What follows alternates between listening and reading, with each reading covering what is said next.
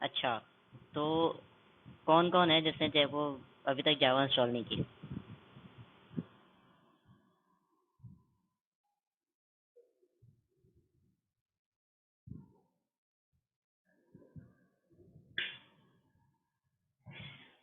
देखो, जिन्होंने इंस्टॉल नहीं की ना, इंस्टॉल कर लो, क्योंकि तुम लोगों को जो है वो प्रैक्टिस की ज़रूरत पड़ेगी। अगर इस कोर्स के अंदर पास होना है ना, तो इनको जो है वो सीरियस लो, जावा इंस्टॉल करो, प्रैक्टिस करो। जितना प्रैक्टिस करोगे उतना ज़्यादा जो है वो तुम लोगों को दिमाग में बैठेगी ये चीज़। अगर तुम लोग जो है वो नहीं प्रैक्टिस करोगे तो तुम लोगों को नहीं समझ में आने वाली। प्रोग्रामिंग चीज़ ही ऐसी है, आप कोई भी प्रोग्रामिंग का कोर्स ले लो, उसको जो है वो यही मोहम्मद अली आपने हैंड रेज किया हुआ है।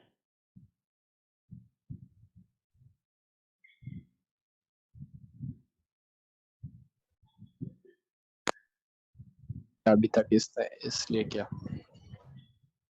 क्या हुआ? सर आपने पूछा कि किसने जावा इंस्टॉल नहीं किया, मैंने इसलिए हाथ ऊपर किया। अच्छा, बहरहाल मैं वैसे ही बता रहा हूँ कि इसको जो है वो करना स्टार्ट करो। 15 मिनट की चीज़ है, 15 मिनट लगते हैं जावा पे सॉल्व करने में। ठीक है, बहरहाल हम लोग अब स्टार्ट करते हैं। आप लोग जो है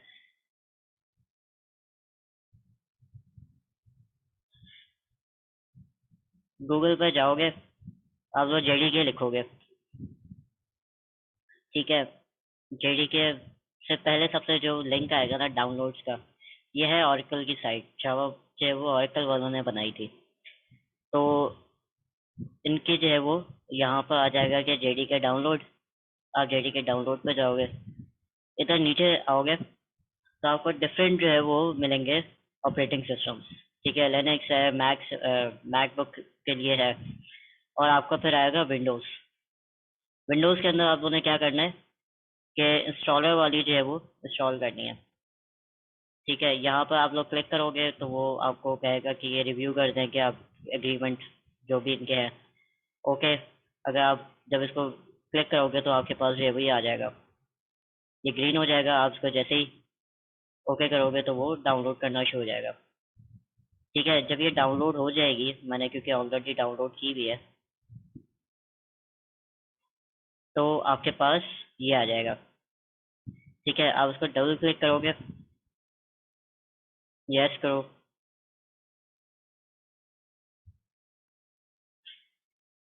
मेरे पास क्योंकि पहले इंस्टॉल हुई हुई है, तो आपके पास ऐसी एक चीज़ है वो चलना शुरू हो जाएगी।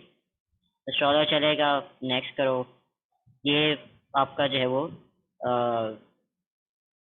क्या कहलाता है, पाथ है जिसमें जो है वो इंस्टॉल हो रही है। सी के अंदर प्रोग्राम फाइल्स, उसके अंदर एक फोल्डर बनेगा जावा, जिसके अंदर जेडीके और उसका वर्जन हम लोग 16.0.2 जो है वो इंस्टॉल कर रहे हैं। नेक्स्ट करोगे, वो जो है वो इंस्टॉल कर देगा।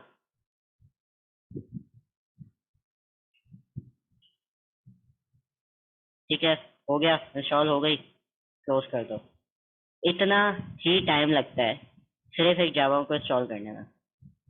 ठीक है, तुम लोगों को मैंने दिया हुआ है 5 मिनट का टास्क, जो तुम लोग अभी कर नहीं सक रहे। फिर आपके पास, मैंने इसको कर लिया है इंस्टॉल, इतना जितना आपने बताया है ना इतना हमने कल ही उस दिन ही कर लिया था कल। हाँ ना, जी सर, कल ही कर लिया था। मैं उनसे बात कर रहा हूँ जो कि जिन्होंने नहीं किया। सेकंड, किसी के पास अगर लैपटॉप वगैरह नहीं है तो यार लैपटॉप खरीद लो, क्योंकि आप लोगों ने आईटी के अंदर एडमिशन लिया है। ठीक है, जब तक नहीं है लैपटॉप या आप लोगों के पास नहीं आप लोग अफोर्ड कर पा रहे हैं, तो यूनिवर्सिटीज इंशाल्लाह खुलेंगी, और फिर आप लोग जो है वो लैब के अंदर भी प्रैक्टिस कर सकते हो इन सारी चीज़ों की। बट उस टाइम के लिए एटलीस्ट आप किसी अपने, अगर रिश्तेदार के पास है, किसी दोस्त के पास है, तो उनसे जो है वो बोरो करो कि यार मुझे थोड़ी देर दिनों के लिए जो है वो लैपटॉप दे दो, या मुझे इस वक्त के लिए जो है वो लैपटॉप दे दो। ठीक है, फिर आपको जो है वो पाथ सेट करना होता है इसका। सिर्फ जब आप इसको इंस्टॉल कर लेते हो ना, आप आपकी प्रोग्राम फाइल्स के अंदर जाओगे, आपके पास सी के अंदर एक जावा का फोल्डर बना होगा। इस फोल्डर के अंदर जाओगे, इधर बिन नाम का जो है वो एक फोल्डर होगा, उसके अंदर जाओगे। जब आप इसके कोड लिख रहे होगे ना, तो अपना कोड अपना सारा इधर सेव करोगे, ठीक है। अगर आपको ऐसा नहीं करना तो एक चीज़ होती है पाथ सेट करना। पाथ सेट करने का मतलब ये है कि आप इस फोल्डर का पाथ सेट कर दो, ताकि आप कहीं पे भी जो है वो इसका फोल्डर बनाओ तो वो आपका जावा जो है वो उस फोल्डर के अंदर भी जो है वो आपका कंपाइल कर दे। तो इस पूरे पाथ को जो है वो हम लोग, इस पूरे एड्रेस को हम लोग उठाते हैं और हम सर्च के उस पर जो है वो लिखते हैं पाथ। जैसे ही हम लोग पाथ लिखेंगे तो ये हमारे पास जो है वो ये दिखा देगा कि edit the system environment variables. तो आप उस पर जाओगे, आपके पास ये प्रॉपर्टीज खुल जाएंगी। एनवायरनमेंट प्रॉपर्टी एनवायरनमेंट वेरिएबल्स के ऊपर जाओगे, सिस्टम वेरिएबल्स के अंदर यहाँ पर पाथ कहीं पर लिखा होगा, ठीक है। पाथ को आप एडिट करोगे, चूंकि मैंने ऑलरेडी जो है वो, चलो मैं डिलीट करके फिर दिखा देता हूँ। न्यू पाथ, आप इसको कंट्रोल वी, क्योंकि वहाँ से आपने कॉपी किया था, यहाँ पर आपने पेस्ट किया, ठीक है। और इसको सेट कर दो। और उसके सेट करने से ये होगा, ठीक है। और सेकंड चीज़ के हर चीज़ को आपने ओके करना है, किसी को भी कैंसिल नहीं करना। ओके ओके ओके हर जगह जो है वो ओके करके ये सेटिंग्स जो है वो अब हो गई। अब मुझे अपने जो सोर्स फाइल्स हैं वो इधर सेव करने की ज़रूरत नहीं है। मैंने अब क्या किया है कि मैंने डेस्कटॉप पे एक जावा का फोल्डर बनाया है और उसी के अंदर जो है मैं सारा अपना कोड सेव कर रहा हूँ। अच्छा, अब बात आती है कि कोड कहाँ पर लिखेंगे सर।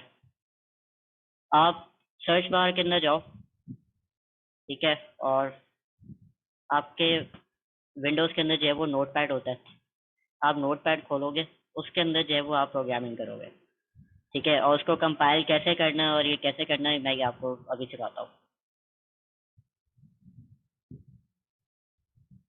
ठीक है।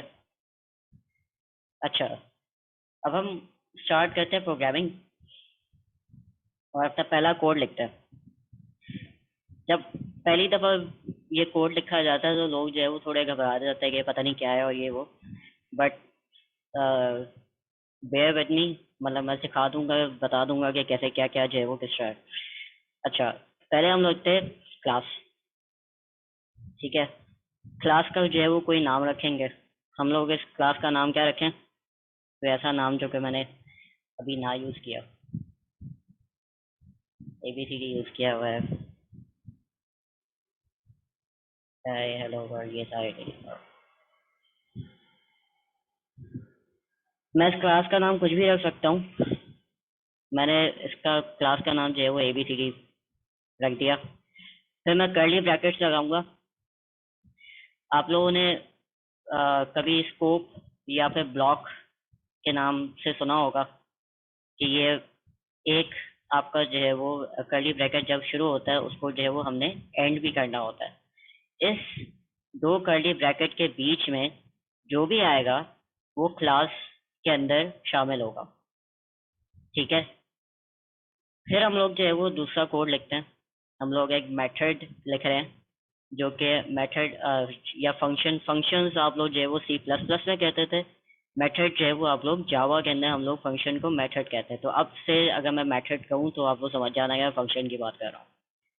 तो हम लोग क्या करते हैं, हम लोग लिखते हैं पब्लिक स्टैटिक वॉइड मेन, फिर हम पैरेंथेसिस देते हैं।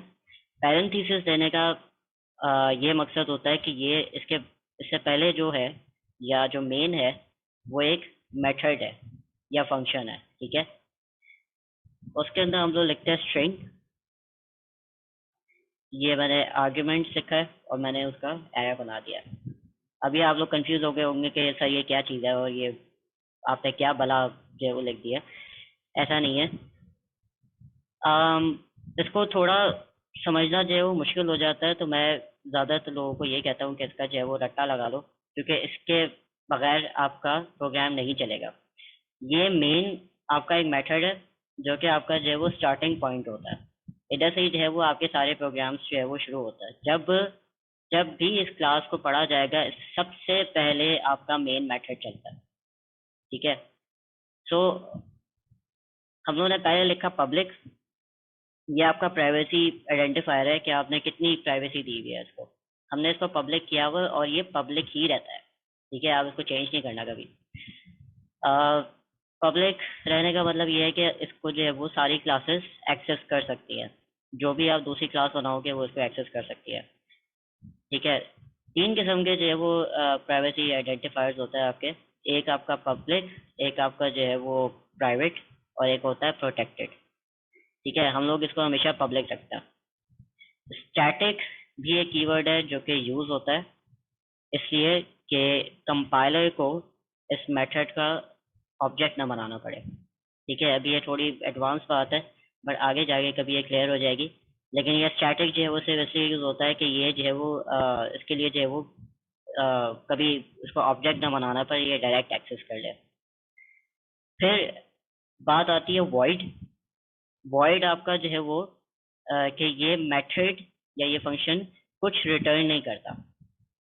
ठीक है, तो ये नॉन रिटर्निंग या कुछ जो है वो कोई वैल्यू रिटर्न नहीं करेगा। और मेन, मेन जो है वो उसका नाम है मेथड का। ये एक मेथड है, इसके अंदर हमने लिखा हुआ है स्ट्रिंग। स्ट्रिंग आप लोगों ने जो है वो पढ़ा होगा C++ के अंदर। बट आप लोग ये चीज़ नोटिस करो कि मैंने अपनी क्लास का नाम कैपिटल A से लिखा है और ये भी जो है वो कैपिटल A है।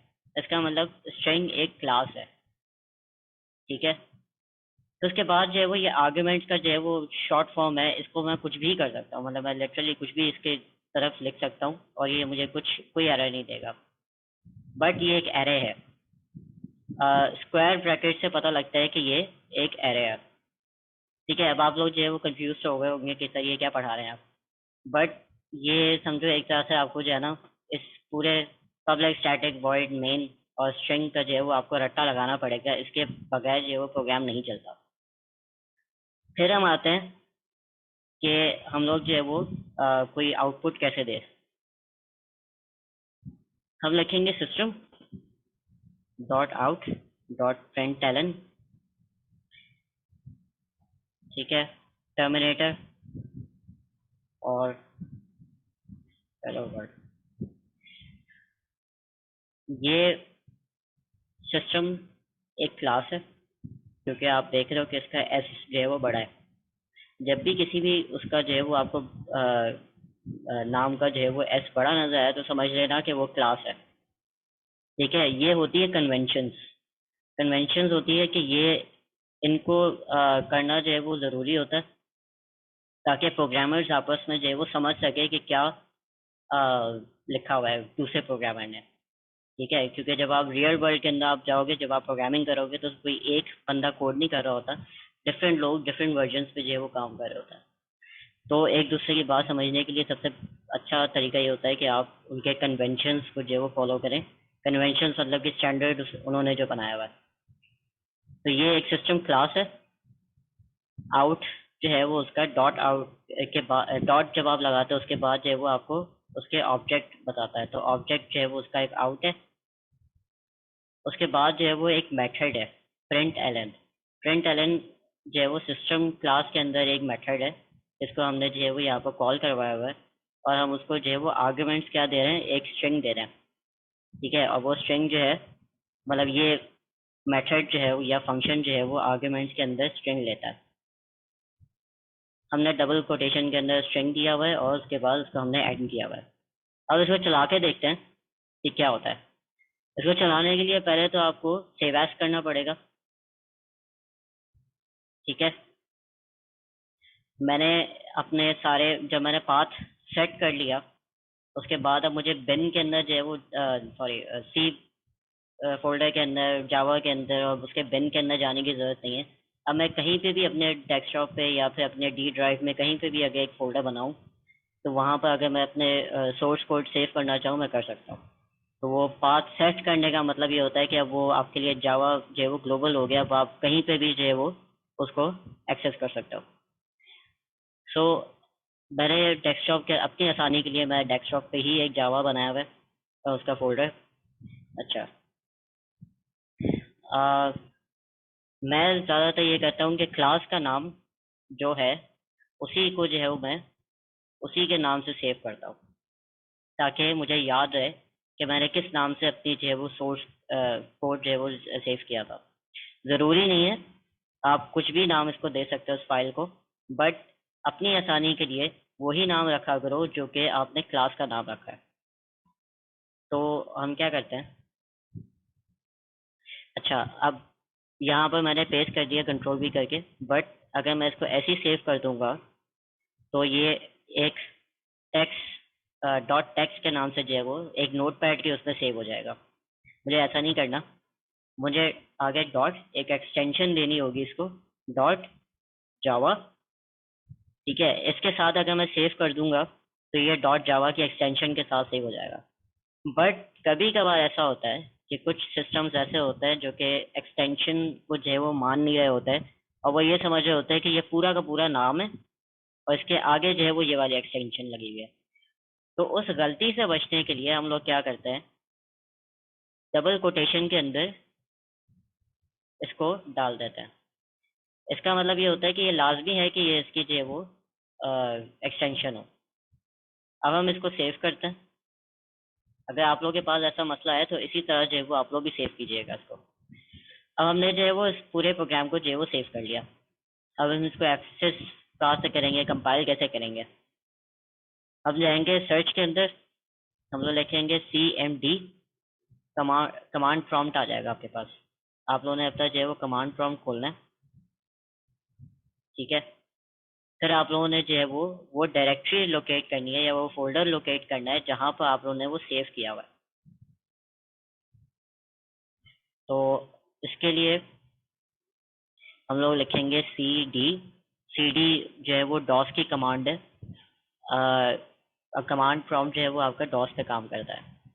तो समझो CD का मतलब ये है कि चेंज डायरेक्टरी। ठीक है, और हम लोग जो है वो क्या लिखेंगे, अभी जो है मैं अपने यूज़र वाले उस पर हूँ, तो इसके मतलब ये है कि ये डेस्कटॉप स्लैश और डेस्कटॉप के अंदर जो है वो जावा पड़ा हुआ है।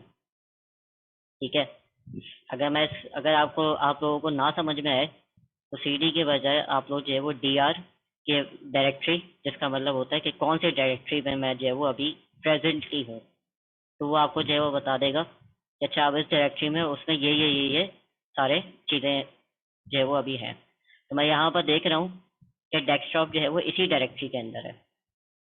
तो मैं क्या करूँगा, CD डेस्कटॉप।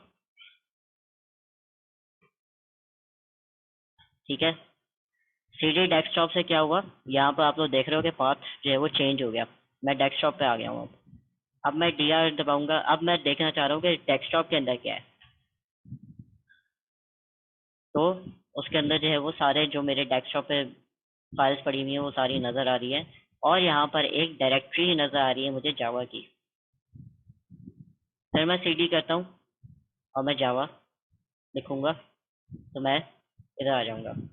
अगर आप गलती से किसी और डायरेक्टरी में चले जाते हो तो CD और डॉट डॉट लगाओगे तो आप एक डायरेक्टरी या एक फोल्डर पीछे आ जाओगे। ठीक है, अच्छा, जावा के अंदर हम लोग आ गए। ये हमारा जो है वो मैं एक डेस्कटॉप पे मेरा पड़ा हुआ है जावा का फोल्डर, मैं आ गया उसके अंदर। ठीक है, इसके अंदर हम लोग देख रहे हैं हमने इसको ABC के नाम से जो है वो सेव किया था। ठीक है, तो ये हमारी फाइल पड़ी हुई है। इधर भी हम लोग देखते हैं कि ये हमारे पास यहाँ पर फाइल पड़ी हुई है। अच्छा, आप लोग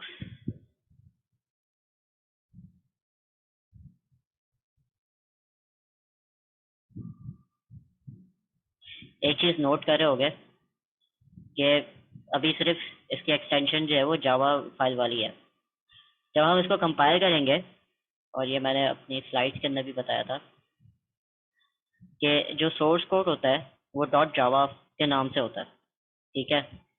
फिर हम लोग जो है वो कंपाइलर को बुलाते हैं जावा सी से। तो हम लोग क्या करेंगे कि हम लिखेंगे जावा सी, ठीक है, और फिर उसको जो है वो क्या करेंगे, अ, अपनी फाइल का नाम डॉट जावा, उसको जो है वो हम लोग एंटर करेंगे। तो ये है जावा कंपाइलर, और ये इस फाइल को वो कह रहे हैं कि कंपाइल करके दो। हम जैसे ही एंटर करेंगे, अगर कोई एरर नहीं है तो आपको जो है वो कंपाइल करके दे चुका होगा। तो हम जो है वो फिर से डीआर एक दफ़ा करके देखते हैं। हम यहाँ पर देखेंगे कि हमारे पास ये वाली फाइल तो है abcd.java, पर उसके साथ जो है वो abcd.class के नाम से भी एक फाइल बनी हुई है। हम अपने फोल्डर में भी आके देखते हैं कि अभी मैंने दिखाया था कि abcd यहाँ पर जावा के नाम की फाइल बनी हुई है, बट अब एक उसका बाइट कोड जो हम लोग कहते हैं मशीन कोड, वो भी आ गया है, ठीक है। वो डॉट क्लास के नाम से आता है। तो यहाँ पर देख रहे हो आप लोग कि जावा सी से हम लोग जो है वो कंपाइल करते हैं इस कमांड से, तो उसके बाद जो है वो एक बाइट कोड तैयार होकर आ जाता है हमारे पास डॉट क्लास के नाम से, ठीक है, मतलब एक्सटेंशन के नाम से। फिर उसके बाद हम लोग इंटरप्रेटर कॉल करेंगे जावा का।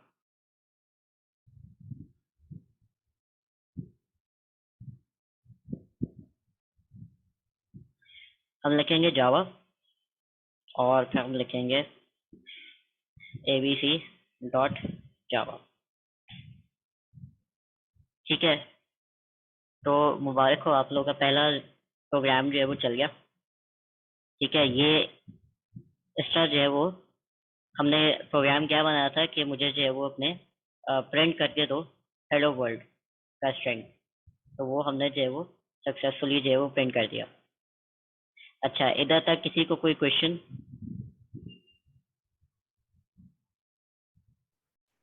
सर ये थोड़ा पहले से समझा दें, ये समझ नहीं आया, डायरेक्टरी वगैरह को कमांड प्रॉम्प्ट।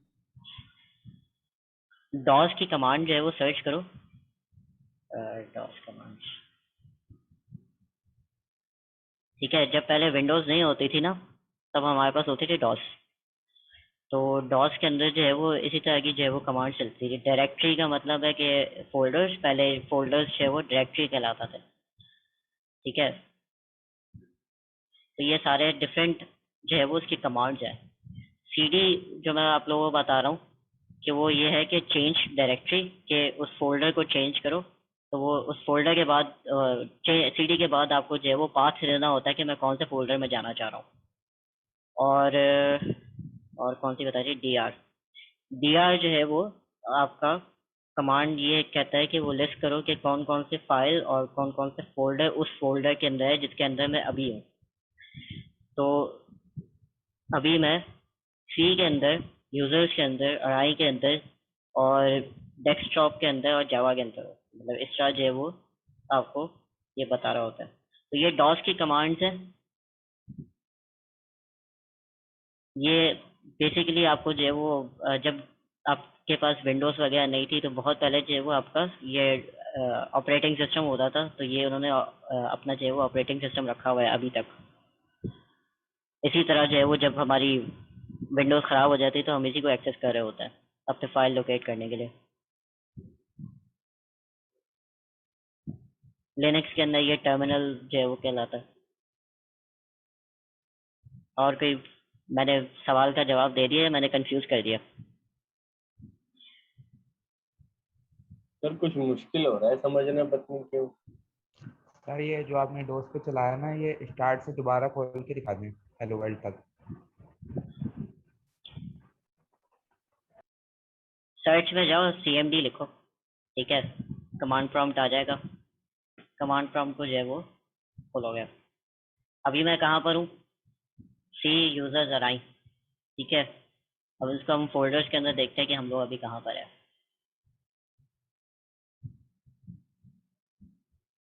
सी, ठीक है, यूजर्स अराई, ठीक है। अभी मैं इधर हूँ इसके मुताबिक। तो मुझे कहाँ जाना है? अभी अगर मैं डी आर यहाँ पर करता हूँ, डी आर का मतलब डायरेक्टरी, डायरेक्टरी का ये पुराना वर्ड है फोल्डर्स के लिए। पहले जब विंडोज नहीं होती थी, फोल्डर्स नहीं होते थे, हम लोग डायरेक्टरीज पे काम करते थे। डायरेक्टरी और फोल्डर सेम चीज़ है, ठीक है। सर जब अभी हम हम फोल्डर यूज कर सकते हैं, अभी हम फोल्डर यूज कर सकते हैं डायरेक्टरी की जगह? नहीं, वो अगर आप फोल्डर लिखोगे ना तो वो कहेगा कि आप क्या बातें कर रहे हो, ठीक है। डॉस जो है वो अपने ही उसके कमांड्स हैं। कुछ जो हमारे पास यूज होते हैं वो मैं आप लोगों को बता रहा हूँ, ठीक है। डी आर जो है वो ये लोकेट करने के लिए होता है कि मतलब इस फोल्डर के अंदर ये जो पाथ लिखा हुआ है इसके अंदर क्या क्या चीज़ें पड़ी हुई हैं। अगर आप देखो कि वो सारी चीज़ें लिस्ट कर रहा है तो यहाँ पर है, ठीक है। यहाँ पर बता रहा है कि 22 डायरेक्टरीज हैं। 22 डायरेक्टरीज का मतलब कि ये 22 फोल्डर्स हैं और 0 फाइल्स है, क्योंकि यहाँ पर कोई फाइल नहीं है, सारे जो है वो फाइल फोल्डर्स हैं, ठीक है। इतना समझ में आया? डायरेक्टरी तो समझ में जी आ गई सर, ना, ये समझ आ गया। जी ठीक है। फिर जब हमें डायरेक्टरी चेंज करनी होती है या पे हमें दूसरे फोल्डर में जाना होता है तो हम क्या करते हैं, CD लिखते हैं, जिसका मतलब है चेंज डायरेक्टरी। वो C जो है वो चेंज से निकला है और D जो है वो डायरेक्टरी से निकला है। इसके आगे जो है वो हम लोग लिखेंगे कि हमें किस फोल्डर के अंदर जाना है या कौन से पाथ की तरफ जाना है। अगर मुझे यहाँ पर डेस्कटॉप की तरफ जाना है, मुझे इस डायरेक्टरी के अंदर जाना है, ठीक है, तो DR डेस्कटॉप लिखूंगा तो डेस्कटॉप में चला जाऊंगा, ठीक है। पाथ यहाँ पर चेंज हो गया यूजर्स के अंदर। अब मैंने क्या इस कमांड से मैंने क्या किया है, मैंने सिर्फ इस पर डबल क्लिक किया है एक तरह से, ठीक है। ये चेंज मैंने फोल्डर चेंज किया है, मतलब मैं किसी फोल्डर के अंदर गया हूँ। फिर उसके बाद मैं यहाँ पर फिर DIR करता हूँ तो वो मुझे अब क्या बता रहा है, ये सारी की सारी वही चीज़ें बता रहा है जो यहाँ पर लिखी हुई है। मुझे बता रहा है कि 10 फाइल्स हैं और 8 डायरेक्टरीज हैं, 8 डायरेक्टरीज हैं और 10 फाइल्स हैं, ठीक है। इसी तरह मैं अगर वापस अब मुझे इस फोल्डर के अंदर जाना है, मैं CD लिखूंगा, मैं जावा लिखूंगा, मैं उस फोल्डर में चला जाऊंगा। उस फोल्डर के अंदर मैं देखूंगा कि क्या क्या पड़ा हुआ है और इस फोल्डर के अंदर मैं डबल क्लिक करके देख लेता हूँ तो यहाँ पर भी वही चीज़ें पड़ी हुई है जो मैं इधर बता रहा हूँ, ठीक है। अगर पीछे जाना है तो CD डबल डॉट, ठीक है। और एक और भी कमांड होती है जो बिल्कुल पीछे फेंक दे देती है, ये रही। CD / करोगे तो बिल्कुल बेस पे चले जाओगे। बेस पे जाने का मतलब कि बिल्कुल ही जो पहला हम C में आते हैं, मतलब C डायरेक्टरी में चले जाओगे, ठीक है। तो ये पुरानी कुछ कमांड्स है, ये जावा की कमांड्स नहीं है, ये डॉस की कमांड्स है। ये डॉस में जो है वो पुरानी जब विंडोज नहीं होती थी तब ये यूज होती थी। सो अब मुझे कहाँ जाना है, मैं CD लिखूंगा, ठीक है, और मैं लिखूंगा यूजर्स। यूजर्स के अंदर जो है वो अराइव, उसके अंदर जो है वो मुझे मिलेगा एक डेस्कटॉप, डेस्कटॉप के अंदर जो है वो जावा, ठीक है। मैं आ गया अपने फोल्डर के अंदर, समझ में आया? जी सर, समझ आ गया। ठीक है, तो हमने अब तक पहला जो है वो प्रोग्राम चला दिया।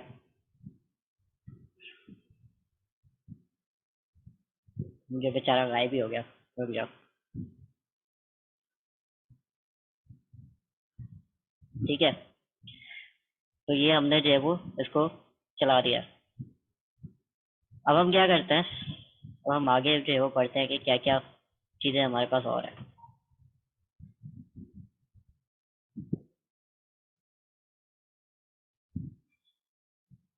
सर ये बता दें कि आपने ये प्रोग्राम कैसे चलाया? हम डायरेक्टरी में बिल्कुल वहां तक पहुंच गए प्रोग्राम पे, अब वो प्रोग्राम चलेगा कैसे? अम, जब हमने इसको सेव किया इसको, कर लिया। ठीक है। सेव करके डॉट जावा की एक्सटेंशन दे दी होगी। ठीक है सर। ठीक है, तो उसके बाद आपके पास यहाँ पर एक फाइल आ गई होगी कि डॉट जावा, ये जावा की फाइल आ गई होगी इधर। जी सर। उसके बाद जो है वो आप जावा सी लिखोगे। ठीक है, जावा सी का मतलब कि जावा कंपाइलर, और हम जो है वो ठीक है सर। और ABCD और उसका जो एक्सटेंशन है, जो आपकी फाइल का नाम है, वो लिखोगे।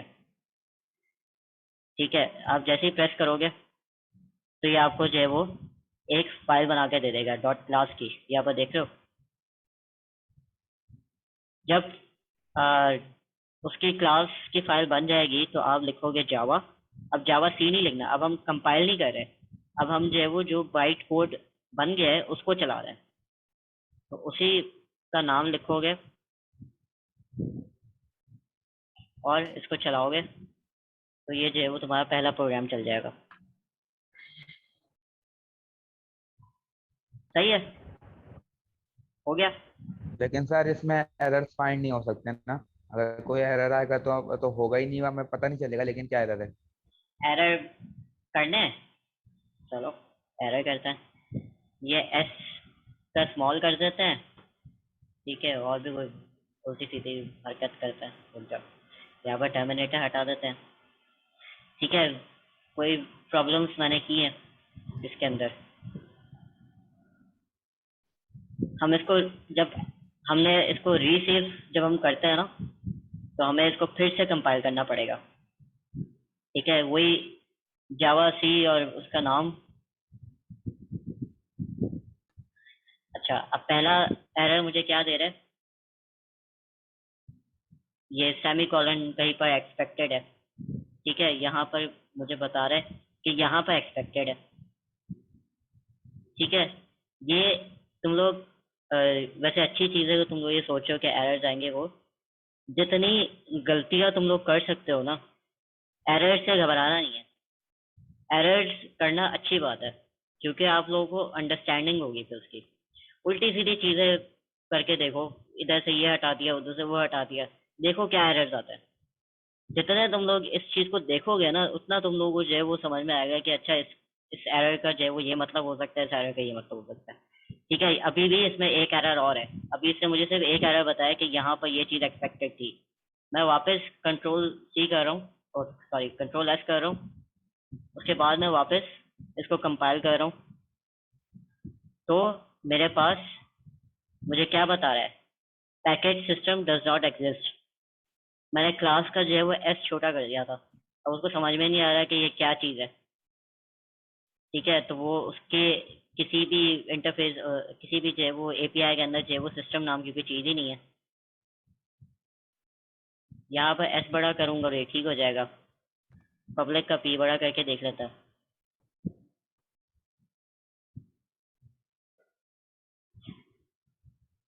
ठीक है, यहाँ पर ये मुझे कह रहा है कि आइडेंटिफायर जो है हमारा एक्सपेक्टेड है। अब उसको ये समझ में नहीं आ रहा है कि ये जो हमने पी बड़ा कर दिया है, क्योंकि ये जावा जो है ना केस केस सेंसिटिव लैंग्वेज है। ठीक है, तो ये अपर केस लोअर केस बहुत मैटर करता है। अब यहाँ पर हमने सिर्फ पी का जो है वो पी बड़ा कर दिया, वो पहचान नहीं पा रहा कि ये आइडेंटिफायर हमने लगाया है। वो समझ रहा है कि हमने आइडेंटिफायर नहीं लगाया, क्योंकि उसके बुक के अंदर कोई ऐसी चीज़ नहीं है। ठीक है, तो ये डिफरेंट एरर्स आपको दिखाएगा। आप लोगों के पास अभी बहुत एरर्स आएंगे। अच्छा, सेकंड चीज़, जब आप फाइल को सेव नहीं करते तो ऊपर ये एक स्टैटिक नज़र आता है आपको। ठीक है, जैसे ही मैं यहाँ पर फाइल सेव कर दूंगा ना कंट्रोल एस करके, तो ये स्टैटिक जो है वो गायब हो जाएगा। ठीक है, अब मैं वापस सारे मैंने एरर्स ठीक कर दिए, अब मैं इसको वापस चलाता हूँ तो ये चल जाएगा।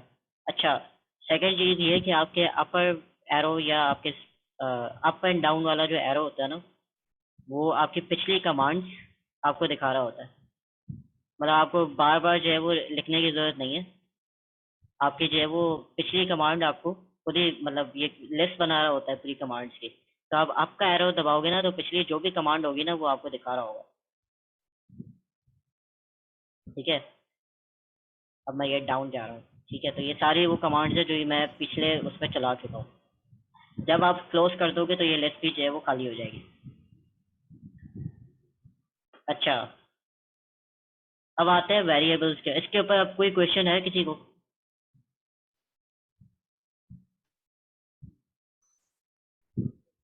सर मैं यहाँ तक पहुँच गया, देखे हैं कि मैं फाइल तक पहुँच गया। अब यहाँ पे मेरे सामने ये शो करा रहा है abc.java।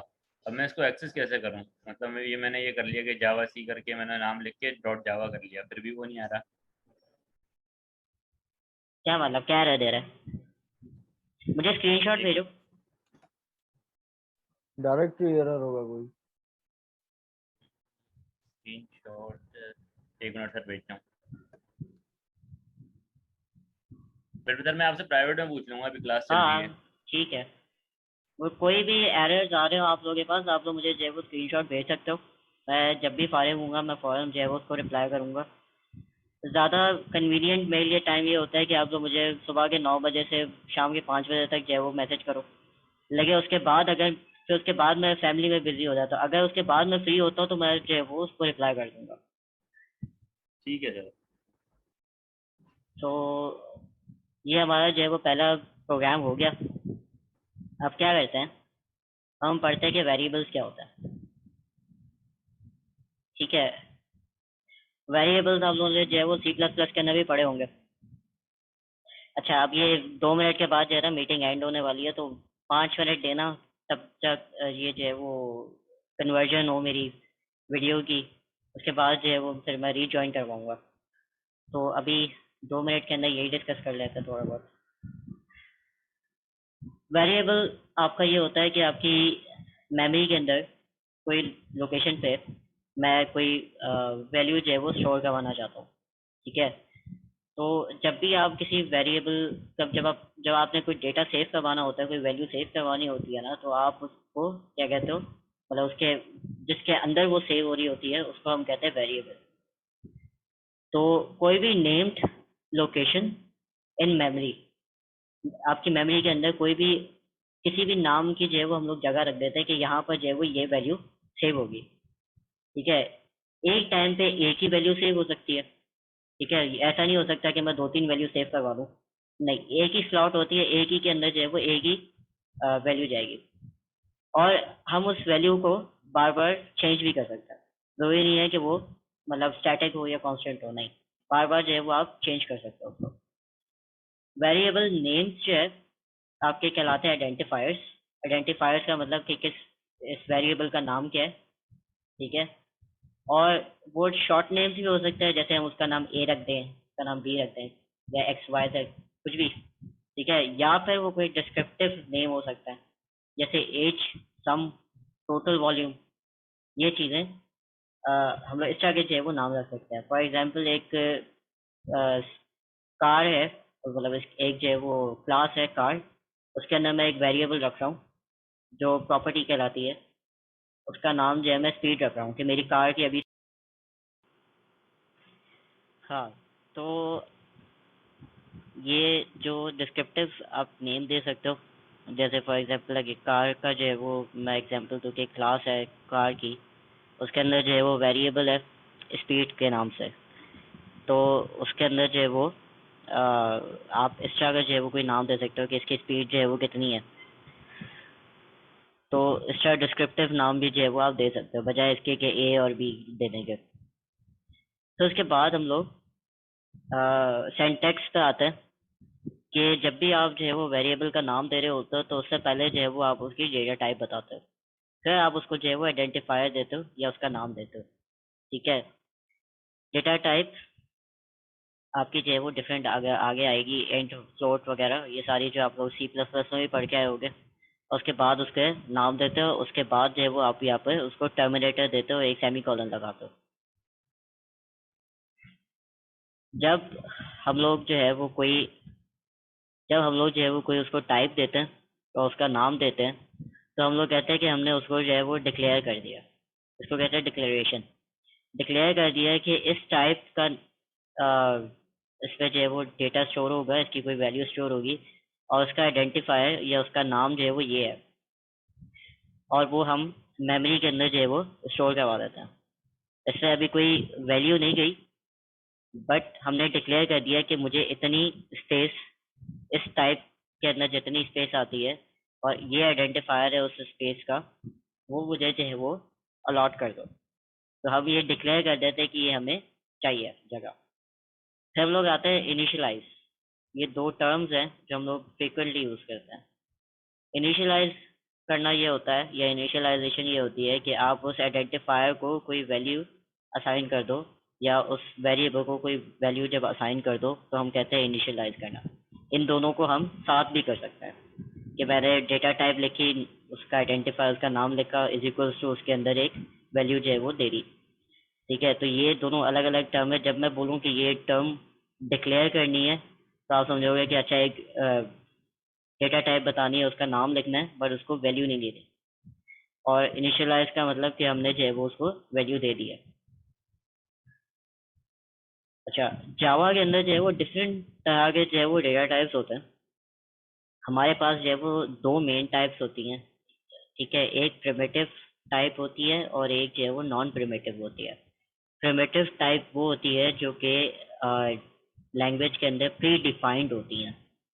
ठीक है, और नॉन प्रिमिटिव टाइप्स वो होती हैं जो कि हम खुद डिफाइन करते हैं। तो यहाँ पर प्रिमिटिव के अंदर आपके पास दो टाइप्स आ जाती हैं। हम इनको जो है वो फोकस करेंगे फिलहाल। न्यूमेरिक वैल्यूज होती हैं और नॉन न्यूमेरिक्स होती हैं। न्यूमेरिक मतलब कि नंबर वाली वैल्यूज, और नॉन न्यूमेरिक के इनके अंदर नंबर नहीं होता, कैरेक्टर्स होता है। न्यूमेरिक वैल्यूज के अंदर, अच्छा नॉन न्यूमेरिक वैल्यूज के अंदर तो आपका कैरेक्टर एक आ जाता है और आपका बुलियन आ जाता है। बुलियन जो है वो ट्रू एंड फॉल्स, और कैरेक्टर आपका जो है वो ABCD जो आपके होता है। न्यूमेरिक टाइप के अंदर जो है वो आपके पास इंटीजर आ जाता है और एक होता है फ्लोटिंग पॉइंट। इंटीजर का मतलब कि वो एक होल नंबर है, वो डेसिमल वाला नहीं है। फ्लोटिंग पॉइंट का मतलब है कि या फ्लोटिंग पॉइंट नंबर वो होता है जिनके अंदर डेसिमल होता है। इंटीजर के अंदर भी जो है वो चार टाइप्स है। ठीक है, और फ्लोटिंग पॉइंट के अंदर भी जो है वो दो टाइप्स आती है। जब हम इनकी बात करते हैं तो हम ये देखते हैं कि हर टाइप जो है ना अलग अलग साइजेस जो है वो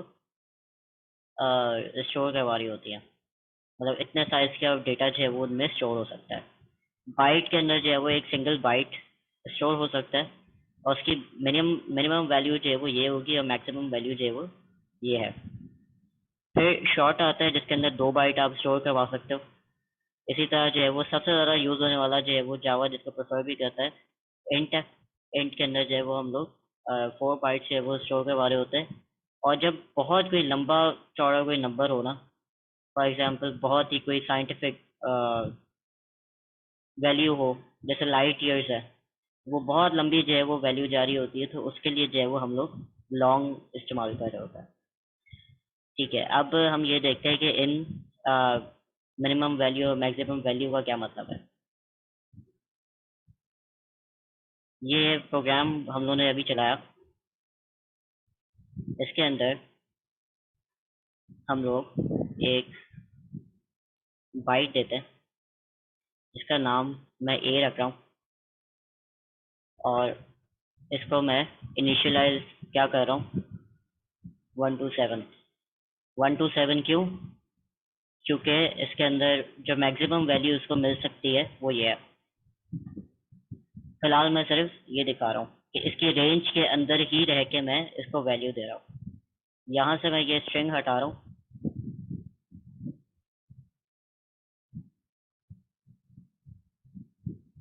और मैं इस ए को जो है वो इसके अंदर डाल रहा हूँ। ठीक है, तो अब क्या है, ये मुझे प्रिंट करके देगा जो मैंने वैल्यू इसकी असाइन की है। अच्छा, इसके अंदर एक एरर है, कोई बता सकता है क्या एरर है? सर सेमी कॉलन नहीं है, 127 में सेमी कॉलन आएगा। सही कह रहे हो। ठीक है, यहाँ पर ये बता रहा है कि मैंने सेव नहीं किया, मैं कंट्रोल एस करता हूँ और ये सेव हो जाएगा। ठीक है, अब मैं इसको फिर से रिकम्पाइल करूँगा और मैं इसको चलाऊँगा तो यहाँ पर मुझे कहेगा कि 127 आपके पास जो है वो वैल्यू है, जो कि सही है।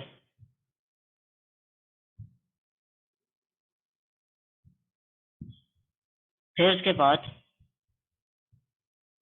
मैं इसको वैल्यू क्या देता हूँ, 128। 128 क्यों? क्योंकि वो कह रहा है कि लास्ट जो इसकी रेंज है वो ये है, ठीक है। इससे आगे जो रेंज होगी तो इसकी रेंज से आउट हो जाएगा। मैं इसको जो है वो क्या देता हूँ, 128, ताकि ये इसकी रेंज से आउट हो जाए। फिर मैं इसको चला के देखता हूँ। अब ये मेरे पास एरर देगा कि इनकम्पैटिबल टाइप्स, ठीक है, possibly lossy conversion from int to byte, ठीक है। तो ये समझ रहा है कि ये इंट है और ये बाइट पे कन्वर्ट करने की कोशिश कर रहा है, ठीक है। अब ये आगे जो है वो उसकी कन्वर्जन्स आएंगी, जो हम लोग जो है वो डेटा टाइप्स को एक दूसरे में जो है वो कैसे कन्वर्ट करते हैं, तो वो आगे का टॉपिक है, वो नेक्स्ट वीक का टॉपिक है। लेकिन फिलहाल से इतना समझ लो कि इनकी जो है वो रेंजेस होती हैं, इस रेंज तक जो है वो वैल्यू अलाउड है और उसके बाद जो है वो दूसरी टाइप पे जो है वो कन्वर्ट हो जाती है वो।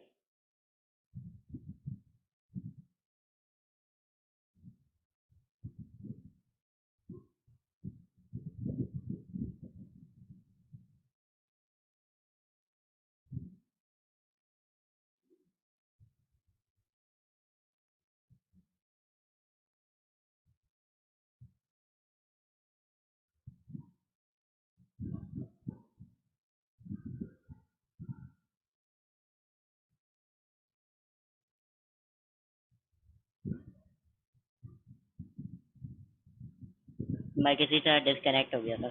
कहाँ तक मेरी बात सुनी थी? सर एरर आया था हमारे पास जब हमने वैल्यू दी थी 128, उसी रेंज से ज़्यादा वैल्यू दी थी तो हमें एरर आया हाँ था वहाँ पर। ठीक है, हमारे पास जो है वो ये एरर आ गया था।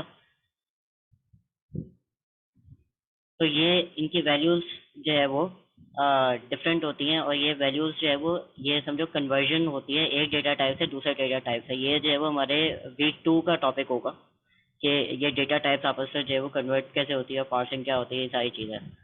तो ये आगे के टॉपिक है, बट ऐसे ही मैं इनको जो है वो एक्सप्लेन कर रहा हूँ कि ये इनकी रेंजेस होती हैं और आपस में डेटा टाइप्स कन्वर्ट होती हैं। फिर हम लोग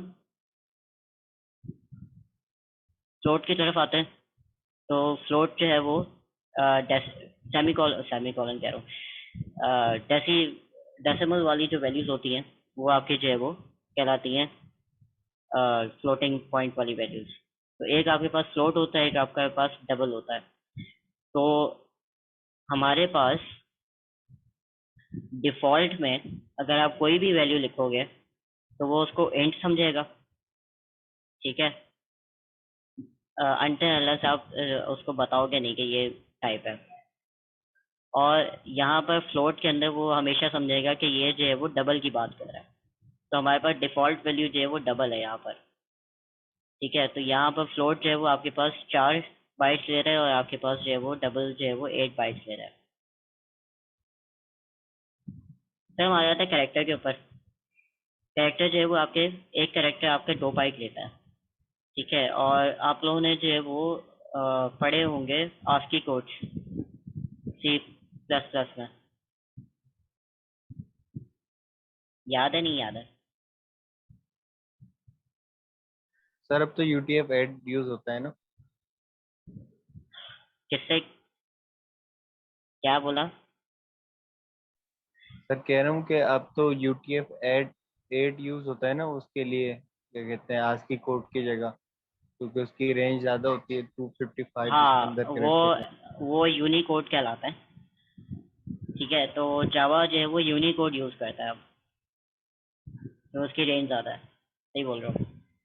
सो ये जो है वो आपके कैरेक्टर्स जो है वो आपके सारे यूनिकोड के अंदर जो है वो एनकोड हुए हुए होते हैं। तो अगर आपको नल कैरेक्टर डालना है तो ये बाइट उसके कैरेक्टर के अंदर जो है वो आपके पास जो है वो 00 है और आपकी जो है वो सबसे मैक्सिमम वैल्यू जो है वो FFFF है। तो ये नॉट अ कैरेक्टर, ठीक है। तो ये इनका जो है वो ये कोड है। फिर हम आगे बुलियन की तरफ चलते हैं। तो इनके अंदर जो है वो सिर्फ दो ही वैल्यूज स्टोर हो सकती हैं, एक या तो ट्रू हो सकती है या वो फॉल्स हो सकती है। ये डिसीजन वाले जो है वो डेटा टाइप होता है। तो उसके बाद हम आ जाते हैं असाइनमेंट ऑपरेटर के अंदर। आसान हो जाए तो मैं कंटिन्यू करता हूँ।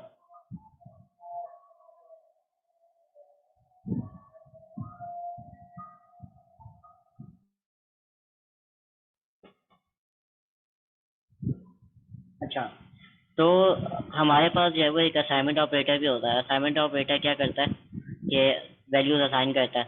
तो आपके पास सिंटैक्स ये बनता है कि यहाँ पर डेटा टाइप लिखी जाती है पहले, कि बताया जाता है कौन से टाइप का डेटा है, तो उसका जो है वो डेटा टाइप की जो है वो उसका नाम, उस वैल्यू का नाम क्या होगा जिसको हम रेफर करेंगे।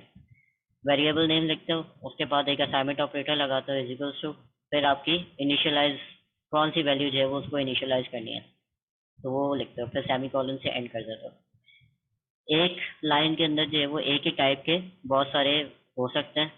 डेटा टाइप आप लिखो, वेरिएबल का नाम लिखो, उसमें एक वैल्यू इनिशियलाइज कर दो, कॉमा लगाओ, फिर एक और जो है वो वेरिएबल का नाम लिखो। अब इसका डेटा टाइप नहीं दे रही क्योंकि ये डेटा टाइप ऑलरेडी इधर दे चुके हैं। इसी तरह से वो दूसरा वैल्यू जो है वो दूसरे उसके अंदर जो है वो इनिशियलाइज करवा दो। ठीक है, तो लेफ्ट टू राइट आपका जो है वो असाइनमेंट होती है। फिर आइडेंटिफायर्स के जो है ना कुछ रूल्स होते हैं कि उनको किस तरह नाम उनका जो है वो कैसे दिया जाए। जो वेरिएबल के नेम होते हैं उनके कुछ रूल्स हैं। रूल ये है कि इनके अंदर जो है वो एक तो लेटर्स आप डाल सकते हो, डिजिट्स डाल सकते हो 0 to 9, और लेटर्स जो है वो आपके ABCD। फिर आप जो है वो अंडरस्कोर भी डाल सकते हो और आप डॉलर साइन भी डाल सकते हो। ठीक है, ये दो स्पेशल कैरेक्टर्स आपको इजाज़त है नेम के अंदर डालने की। लेकिन डिजिट से जो है वो कभी आपका जो है वो स्टार्ट नहीं होता नाम, हमेशा या तो लेटर से होता है या फिर आप जो है वो ये आप जो है वो डॉलर साइन डालोगे या फिर आप जो है वो अंडरस्कोर, इन दोनों से नाम स्टार्ट हो सकता है।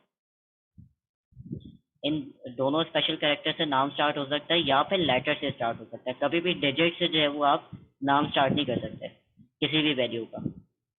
ठीक है, दूसरी चीज़ ये है कि जावा केस सेंसिटिव है और नेम्स भी जो आप वेरिएबल के रखोगे वो भी केस सेंसिटिव है।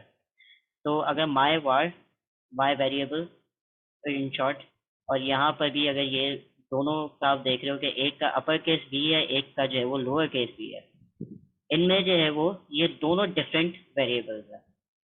केस सेंसिटिव का मतलब ये है कि अब ये दोनों एक जैसे नहीं है। ठीक है, ये इसको कोई और मेमोरी अलॉट हुई हुई है, इसको कोई और मेमोरी अलॉट हुई हुई है, इसके अंदर कोई और वैल्यू होगी, इसके अंदर कोई और वैल्यू होगी।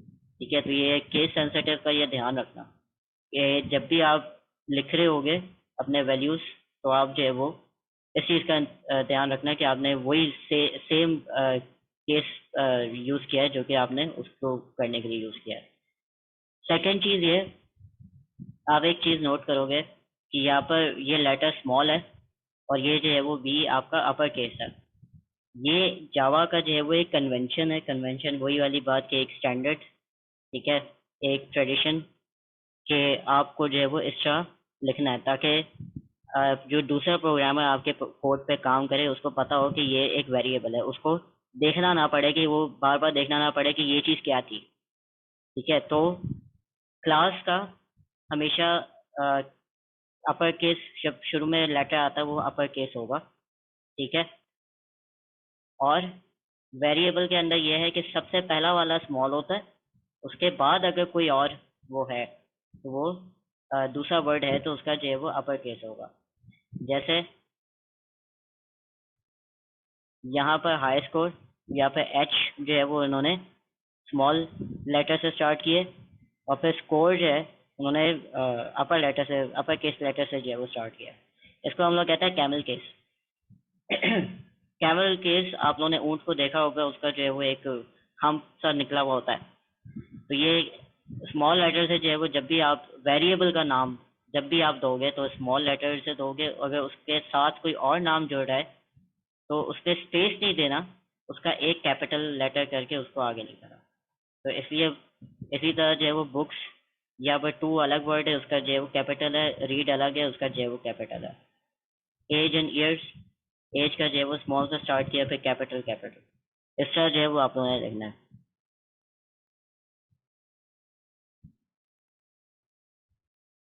अच्छा, आखिरी रूल ये है कि कोई भी रिजर्व्ड वर्ड या कीवर्ड जो है वो आप यूज नहीं कर सकते। फॉर एग्जांपल आप ये नहीं कर सकते कि आप अपने किसी वेरिएबल का नाम जो है वो इंट दे दो या स्ट्रिंग दे दो।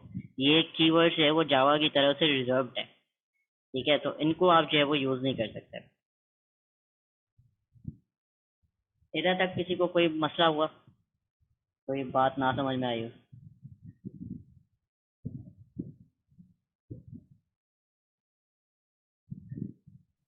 सर आइडेंटिफायर के अंदर जब भी हम कोई भी नेम स्टार्ट करेंगे वो कैपिटल लेटर से होना चाहिए या स्मॉल लेटर से? पिछली वाली स्लाइड में आपने बताया।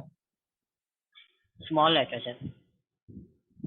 जब भी आप कोई वेरिएबल का नाम दोगे, अगर वो सिर्फ वन वर्ड, जैसे स्पीड है, स्पीड के आगे कोई और चीज नहीं है, तो स्पीड जो है वो आप एस से स्टार्ट कर सकते हो। बट अगर हाई स्कोर है, हाई स्कोर दो वर्ड है, एक हाई है और एक स्कोर है, दो वर्ड है ना, तो उसके अंदर हम लोग ये कहते हैं कि एच जो है वो छोटा, मतलब पहला लेटर जो है वो छोटा, उसके बाद जो दूसरा वर्ड आ रहा है उसका लेटर जो है वो कैपिटल कर दो। इससे कोई एरर नहीं आएगा, मतलब अगर आप कुछ भी लिख सकते हो, एरर नहीं आएगा।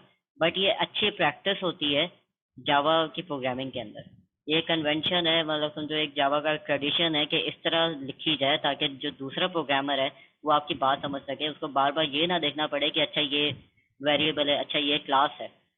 जैसे हमारा भी जो प्रोग्राम है, हमने क्लास का नाम जो है वो, ये भी एक कन्वेंशन है, जब भी क्लास का नाम आएगा वो कैपिटल से आएगा। जैसे ही आप क्लास का नाम लिखोगे उसका कैपिटल होगा। अगर कोई और वर्ड साथ लग रहा है, फॉर एग्जांपल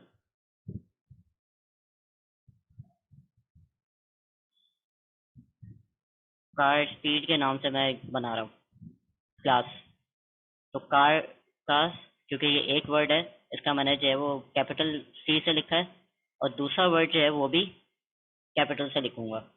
बट जब आप इधर आ जाते हो एक वेरिएबल के ऊपर, तो वेरिएबल जो है वो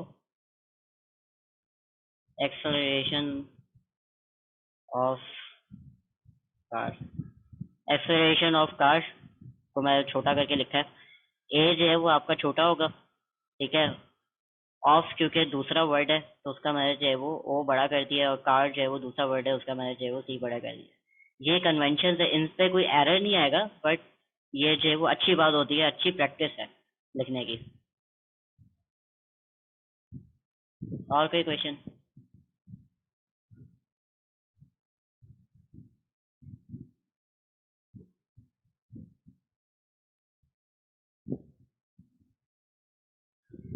अच्छा, अब लेटरल से आ जाते हैं। आप लोगों ने जो है वो पढ़े होंगे डेसिमल, हेक्साडेसिमल और ये ऑक्टल, बहुत पहले यस सर। फर्स्ट ईयर के मतलब फर्स्ट सेमेस्टर के अंदर आप लोगों ने जो है वो इंट्रोडक्शन टू आईटी के अंदर पढ़े होंगे, जिसके अंदर भी पढ़े होंगे। एक सब्जेक्ट ऐसा आता है जिसमें जो है वो ये आता है कि आपको कन्वर्जन्स करनी होती है, decimal to octal, octal to hexa, ठीक है। तो ये वही है, अगर किसी को नहीं याद आ रहा है तो एक दफ़ा उसको जो है वो रिपीट कर लेना। तो इधर उनकी बात हो रही है कि जब ऐसे वैल्यूज जब देते हैं तो उनको कैसे दिखाएंगे, ठीक है। तो अगर हम एक इंट बना रहे हैं और हमें एक डेसिमल वैल्यू चाहिए, तो डेसिमल वैल्यू के अंदर तो मसला ही नहीं है, उसको जो है वो जैसा लिखना है वैसे लिख दो, ठीक है। उसकी बेस 10 है।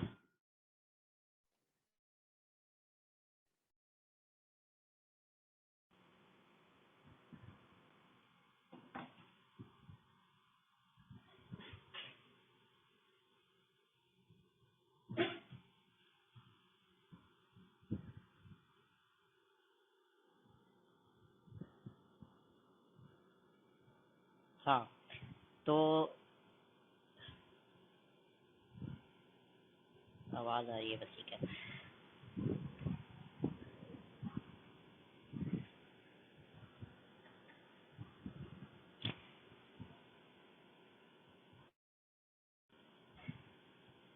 अच्छा, तो ये यहाँ पर जो है वो मेरे पास तस्वीर भी है। अगर हम लोग जो है वो डेसिमल को देख रहे हैं,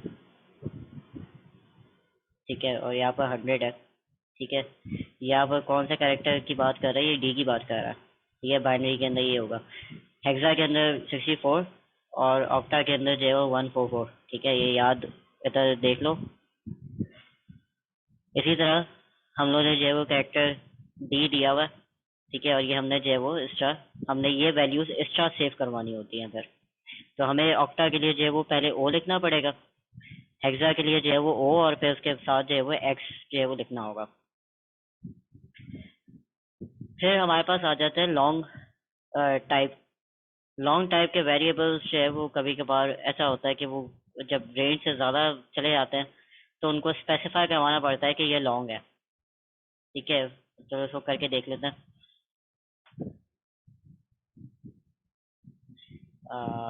इसको यहाँ पर हम करते हैं इसको लॉन्ग, और इसको यहाँ पर पेस्ट कर देते हैं,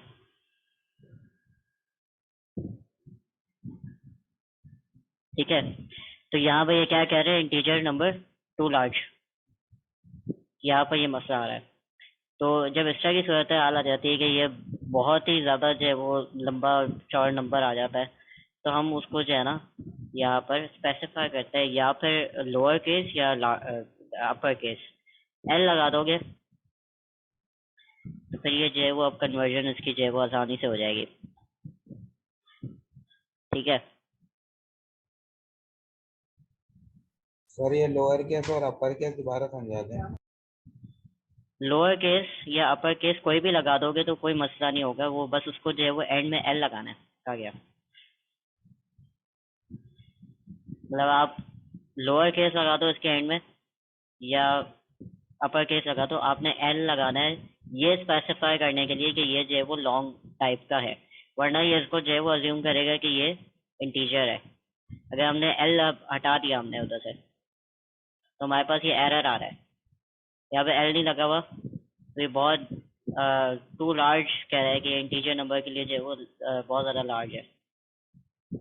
तो यहाँ पर हम एल लगा देंगे, चाहे वो लोअर केस हो या फिर वो अपर केस हो, तो वो जो है वो फिर आराम से कंपाइल हो जाएगा, वो बता देगा कि अच्छा ठीक है ये नंबर है। समझ में आया?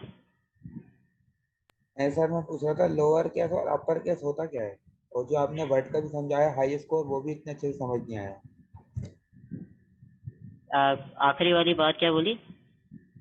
तो आपने हाई स्कोर का बताया, मतलब ये पूछ रहा हूँ लोअर केस और अपर केस होता क्या है और क्यों अच्छा, यूज करते हैं। अपर अपर केस और लोअर केस क्या होता है?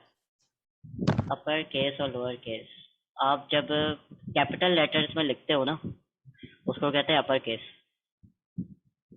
ठीक है। ठीक है। तो ये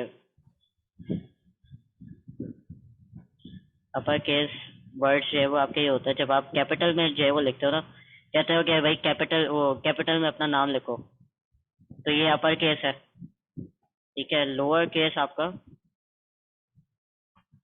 वो होता है कि जो आप स्मॉल लेटर्स के अंदर जब आप अपना नाम लिखते हो, ठीक है। तो मैंने अभी ये बताया था कि वेरिएबल का जब कोई नाम लिखोगे, तो अगर वो सिर्फ एक वर्ड है, सर वन वॉइस वर्ड है, नहीं आ रही है आपकी। यार आज मेरे नेटवर्क के साथ इशू हुआ है। अच्छा, वेरिएबल जब आप लिखोगे कोई सा भी, अगर स्पीड लिखते हो, ठीक है, तो आप उसको स्टार्ट करोगे लोअर केस से। लोअर केस का मतलब कि छोटे उससे जो है वो स्टार्ट करोगे। बट अगर आप क्लास का नाम लिख रहे हो,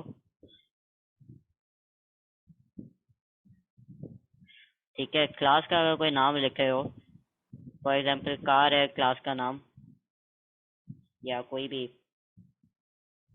क्लास का नाम जो है वो आपने लिखा है, जैसे हमने भी अपनी क्लास का नाम जो है वो कैपिटल से शुरू किया है, तो कैपिटल लेटर से जो है वो आप शुरू करोगे, उसको कहते हैं upper case. Upper case letter से जो है वो आप शुरू करोगे।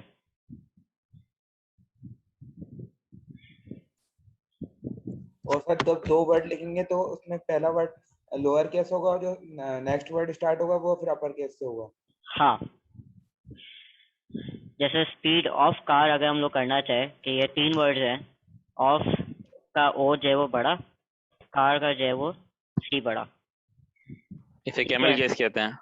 हाँ, इसको जो है वो हम लोग कहते हैं कैमल केस। कैमल केस कहलाता है ये। और सर जब क्लास में लिखेंगे तो उसमें इस तरह नहीं करना है, उसमें बस पहला वर्ड बड़ा लिखना है, बाकी नॉर्मल लिखने हैं सारे। नहीं, दूसरा उसका भी जो दूसरा वर्ड होगा वो भी बड़ा होगा, बट स्टार्ट जो है वो अपर केस से शुरू होगा। ठीक है, क्लियर है। ठीक है, फिर अब आगे ये सारा कुछ समझ में आ गया। सर क्लास को यहीं एंड कर दें क्योंकि पौने 6 बजे लाइट चली जाएगी, फिर रह जाएगी सर क्लास। यहाँ तक बेहतरीन समझ आ गया है। इसके बाद मैं जो है वो इसको अपलोड करता हूँ। ठीक है, अब मैं क्लास एंड नहीं कर सकता, मुझे जो है वो इन्होंने जो है वो देने हैं, मतलब क्या कहता है, एक टाइम अलॉट किया हुआ है, तो मैं उसमें कर ही नहीं सकता। बट ये है कि इसको जो है वो आप मैं अपलोड कर दूंगा, तो आप उस वक्त देखना। अगर जो बातें ना समझ में आए तो आप मुझसे जो है वो पूछ सकते हो। मेरा जो है वो व्हाट्सएप नंबर है सबके पास, तो आप जब भी चाहो कोई भी क्वेश्चन हो, ज़्यादा बेहतर ये होता है कि 9 से 5 उसके बीच में जो है वो मैं बेस्ट टाइम होता है कि मैं आंसर कर सकता हूँ।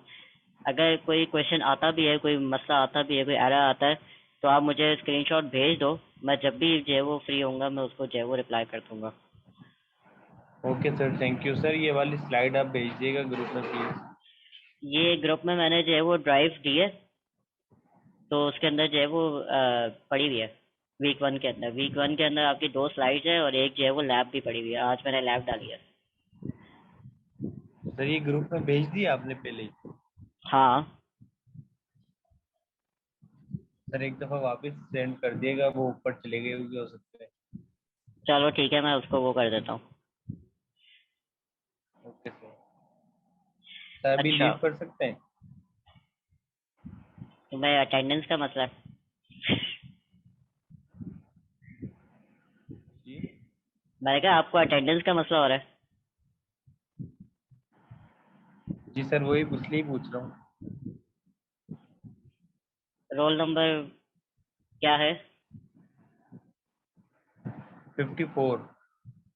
ठीक है, मुझे अपनी स्क्रीनशॉट लो पार्टिसिपेंट्स का, वो मुझे सेंड कर दो, जी और अपना नंबर लिखिए कि ये 54 है।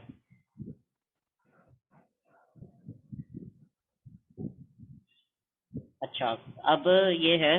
अच्छा, सेकंड चीज़ ये है कि आप लोग जो है वो कोई ऐसी एक डिवाइस, जैसे मोबाइल हो गया या कुछ हो गया, तो ये अपने अभी तो खैर मैं अलाउ कर रहा हूँ, वैसे अलाउ नहीं है कि मैं ऐसे जो है वो बोल दूँ कि एक्स्ट्रा जो है वो आप अपना रोल नंबर देके चले जाओ। ऐसे अलाउ नहीं है। आपको जो है वो बेहतरीन काम तो आप ये कर सकते हो कि आप जो है वो अपना एक मोबाइल ऐसा रखो जिसको आप चार्ज करके रखा करो, और उस पर जूम इंस्टॉल कर लो, और जैसे ही ऐसा लाइट, ठीक है इशू होता है लाइट जाने का, तो आप उस पर जो है वो आ जाओ। ठीक है, आप लोग जो है वो बड़ी स्क्रीन पे नहीं देख सकते, लैपटॉप पर प्रैक्टिस नहीं कर सकते, बट उधर भी स्क्रीन होती है, आप उसको जो है वो लार्ज करके देख सकते हो। तो ये इश्यूज आते हैं, ठीक है, लेकिन उसका जो है वो हल निकाला करो। ये ना किया करो कि क्लास लीव करके चले गए या क्या। वीडियो अपलोड होती है, ठीक है, बट स्टिल जो क्लास के अंदर आप जितना समझ सकते हो बेहतर है कि उसमें आप समझ लो। वीडियो बाद में आप लोग जो है वो, ज़्यादातर मेरा एक्सपीरियंस तो ये रहा है कि बच्चे नहीं देख रहे होते हैं। कुछ होते हैं जो देखते हैं, बट ज़्यादातर जो है ना वो उसको इग्नोर कर देते हैं। तो बेहतर ये है कि क्लास के अंदर ही समझ लो, तो बहुत सबसे ज़्यादा बेहतरीन वो होता है। बहरहाल, फिर उसके बाद हमारे पास आता है फ्लोट पॉइंट, कि उसके लिटरल्स जो है वो कैसे लिखेंगे हम लोग। आपका जब ये अज्यूम कर रहा होता है, या जो डिफ़ॉल्ट वैल्यू होती है वो आपकी जो है वो होती है डबल की। तो जब आप डबल को जो है वो आप लिखोगे तो उसको तो खैर आप ऐसे ही लिख सकते हो, बट जब आप फ्लोट लिखते हो तो आपको जो है वो उसके लिए एफ लगाना पड़ता है, ठीक है। और अगर आपको जो है वो साइंटिफिक नोटेशन के अंदर देना है, जैसे मल्टीप्लाई बाय 10 और उसके ऊपर जो है वो स्क्वायर आता है, उस पे अगर आपको देना है तो वो एक्सप्लेनेशन मार्क डाल के क्या किसने बताया था मुझे क्या होता है ये एक्सपोनेंशियल, उसके आगे जो है वो आप 2 लिख सकते हो, ई लगा के 2 लिख दोगे तो उसका मतलब ये होगा कि अच्छा ये इसको जो है वो 2 टाइम्स आगे करना है, मतलब ये डेसिमल जो है वो इधर आएगा, ठीक है।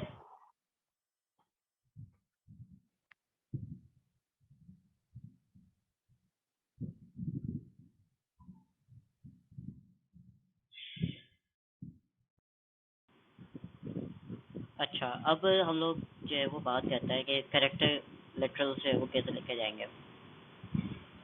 यहाँ पर एक करेक्टर एन, ठीक है, उसके जो है वो सिंगल कोटेशन के अंदर जो है वो हम लोग अपने करेक्टर को असाइन करवाता है, ठीक है। स्ट्रिंग के अंदर जो है वो डबल कोटेशन होती है, करेक्टर के अंदर जो है वो आपकी सिंगल कोटेशन होती है। तो यूनिकोड के अंदर जो है वो हम लोग इसको कैसे दिखाएंगे, ये जो है वो यूनिकोड एन का है, तो जो है वो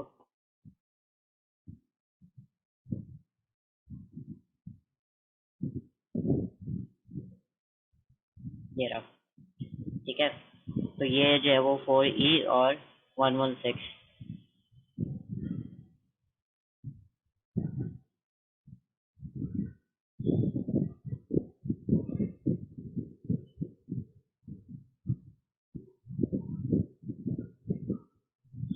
तो ये जो है वो एन का कैरेक्टर, इसको जो है वो हम लोग जो है वो डेसिमल के अंदर दिखा रहे हैं।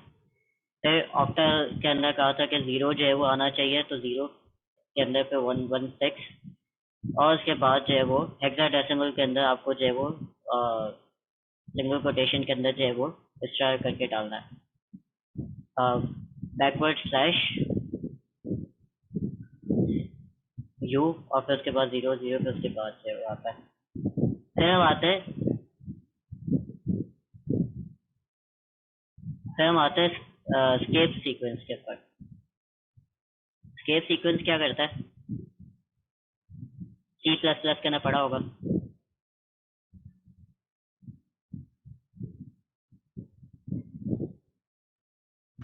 Yes, sir.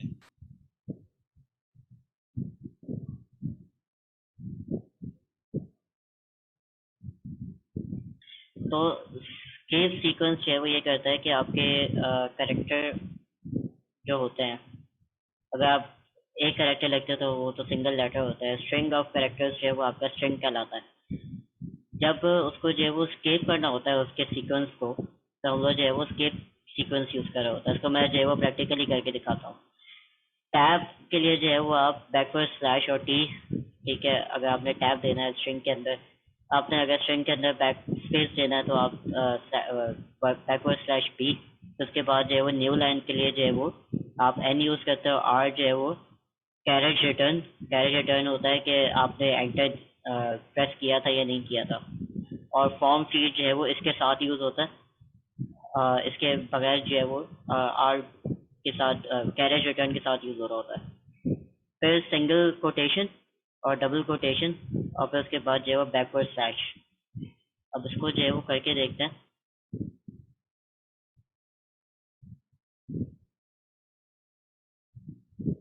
ये हमारे पास जो है वो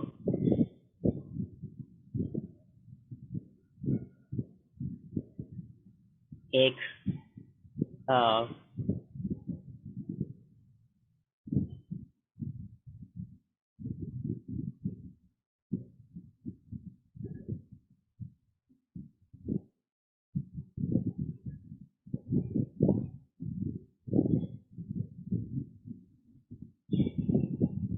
तो ये हमारे पास जो है वो क्या आ गया, एक स्ट्रिंग आ गया, ठीक है। हमारे पास जो सिस्टम की क्लास है उसके अंदर दो तरह के जो है वो प्रिंट के कमांड है।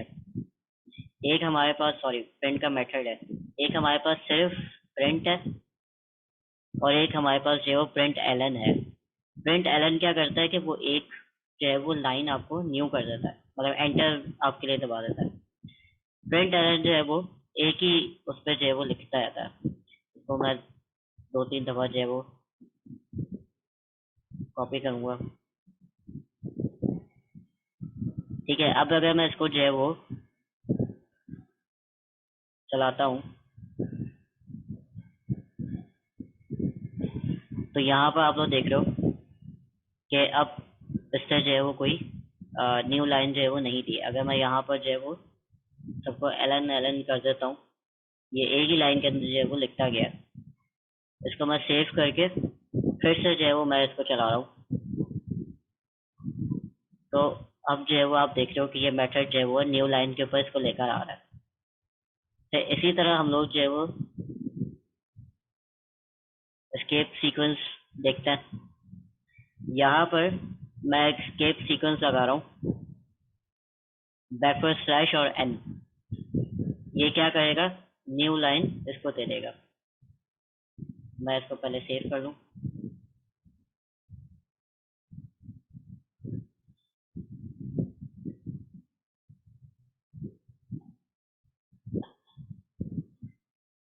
ठीक है, तो ये यहाँ पर इसने क्या किया है,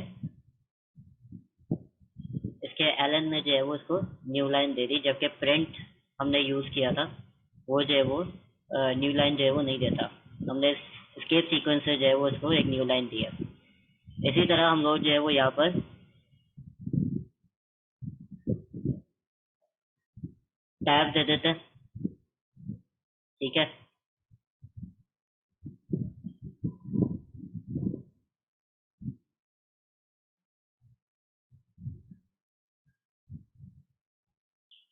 तो हम देख रहे हैं कि उसको जो है वो आगे टैब दबा के फिर उसके बाद उसने जो है वो अच्छा आगे किया है। और कौन कौन से बैक स्पेस।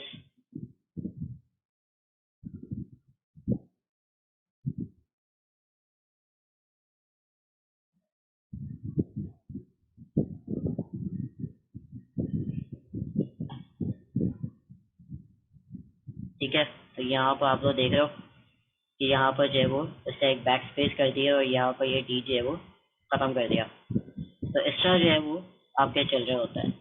सेकंड, हम यहाँ पर जो है वो एक और स्केप सीक्वेंस देते हैं, इसको एल करते हैं और फिर हम कहते हैं कि हमें जो है वो ये सिंगल कोटेशन या डबल कोटेशन करना चाहिए।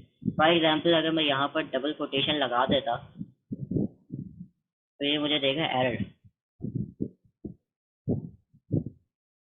ठीक है, यहाँ पर अब इसको समझ में नहीं आ रहा कि ये, क्योंकि एक स्ट्रिंग जो है इसने यहाँ से शुरू किया यहाँ पर ख़त्म कर दिया, दूसरा स्ट्रिंग जो है वो इसने यहाँ से ख़त्म किया, इसने यहाँ से ख़त्म शुरू किया, यहाँ से ख़त्म कर दिया। यहाँ पर इसको ये समझ में नहीं आ रहा कि बीच में ये क्या पड़ा। ठीक है, तो अब ऐसी सूरत हाल के अंदर हम लोग क्या करते हैं, हमें स्केप सीक्वेंस चाहिए होता है कि ये जो सीक्वेंस चल रहा है इसको जो है वो ऐसे ही चलाओ। यहाँ पर हम लोग स्केप सीक्वेंस लगा रहे हैं, सॉरी। ठीक है, अब हम क्या कर रहे हैं, इसको जो है वो हम कोटेशन करना डाल रहे हैं।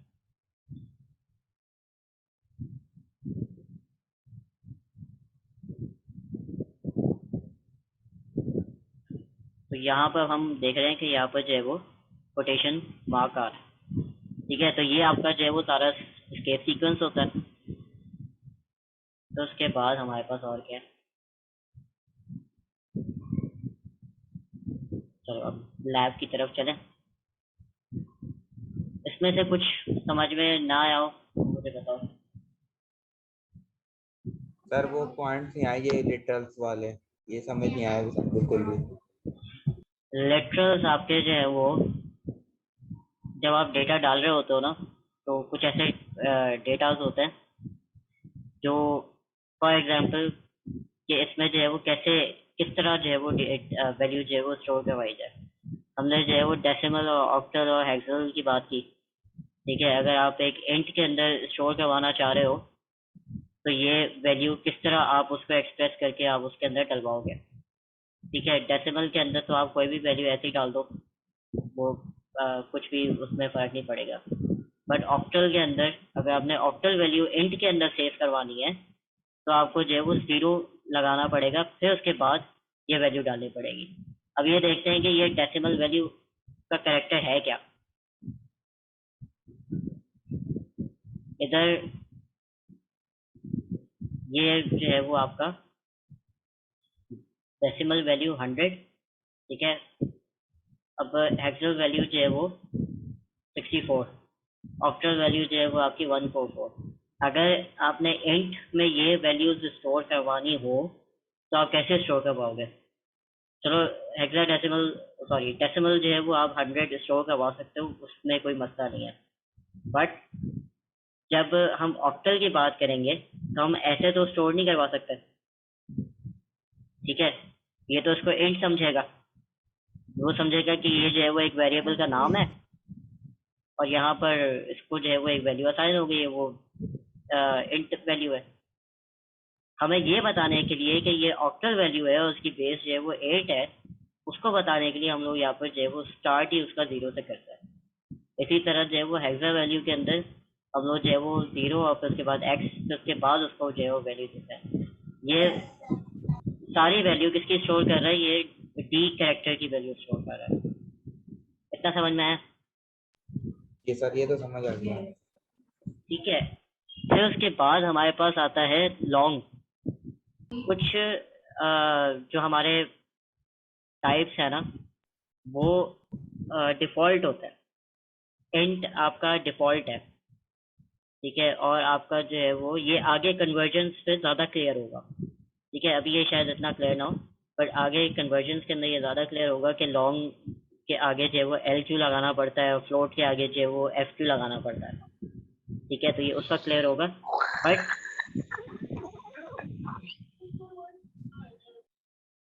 बट ये जो है वो आपका एक्स्ट्रा जो है वो आप लॉन्ग को जो है वो आपको L उस पर लगाना पड़ेगा, ये उस पर जो है वो प्रेशर या फोर्स डालने के लिए कि भाई ये लॉन्ग है, मतलब आप उसको आइडेंटिफाई करवाने के लिए। इसमें और किसी को कोई बात ना समझ में आई हो?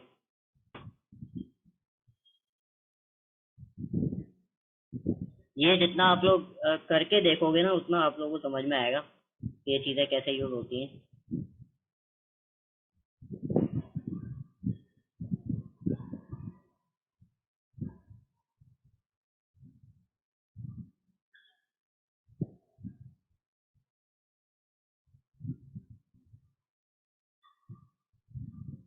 अच्छा, अब हम लोग चलते हैं लैब की तरफ। लैब के अंदर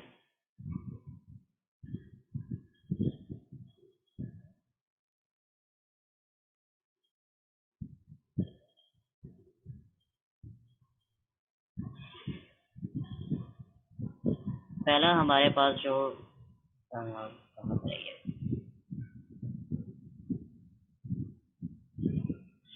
ठीक है, पहला हमारे पास जो प्रोग्राम है वो मैंने इसको यहाँ पर जो है वो ऑलरेडी मैं पिछली क्लास को पढ़ा रहा था तो मैंने ऑलरेडी सेव किया हुआ है, ठीक है। तो ये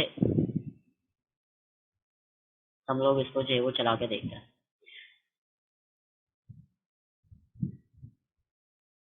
ये प्रोग्राम ये है कि एक एरिया ऑफ सर्कल का एक क्लास बनाइए। इसमें भी आप देख लो कि A बड़ा है, O बड़ा है और C जो है वो इसमें बड़ा रखा हुआ है, ठीक है, कन्वेंशन को देखते हुए। कोई क्वेश्चन है? अब्दुल कयूम।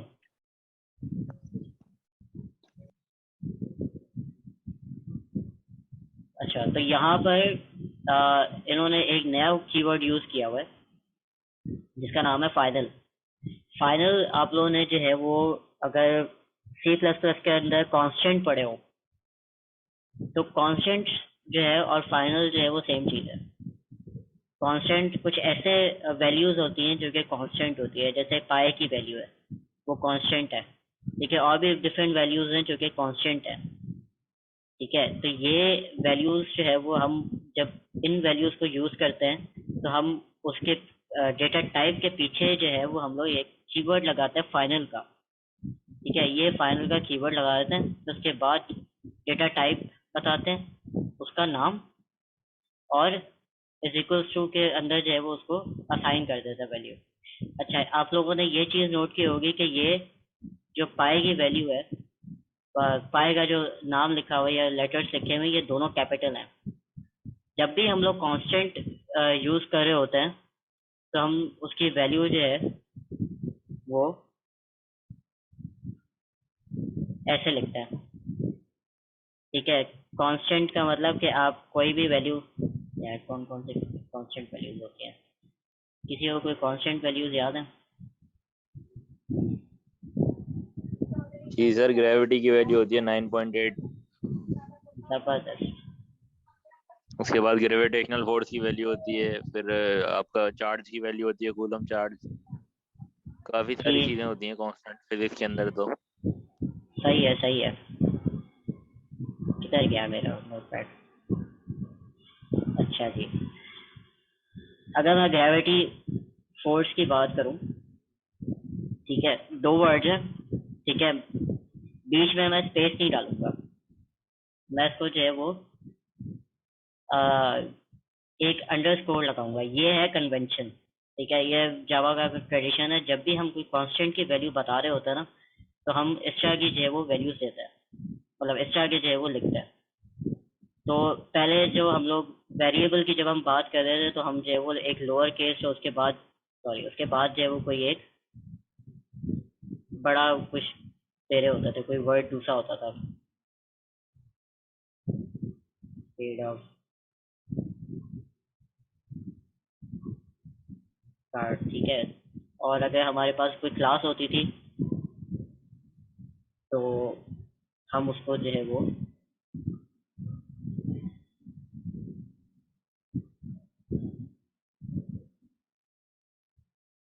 ठीक है, तो ये मैं एक क्लास अगर मैं बनाऊं इमेज रेजोल्यूशन के नाम से, तो मैं इमेज का आई जो है वो बड़ा करूंगा, आर जो है वो उसके बाद जो दूसरा वर्ड है उसका जो है वो कैपिटल कर दूंगा। लोअर केस से जो है वो उसके वेरिएबल स्टार्ट करूंगा,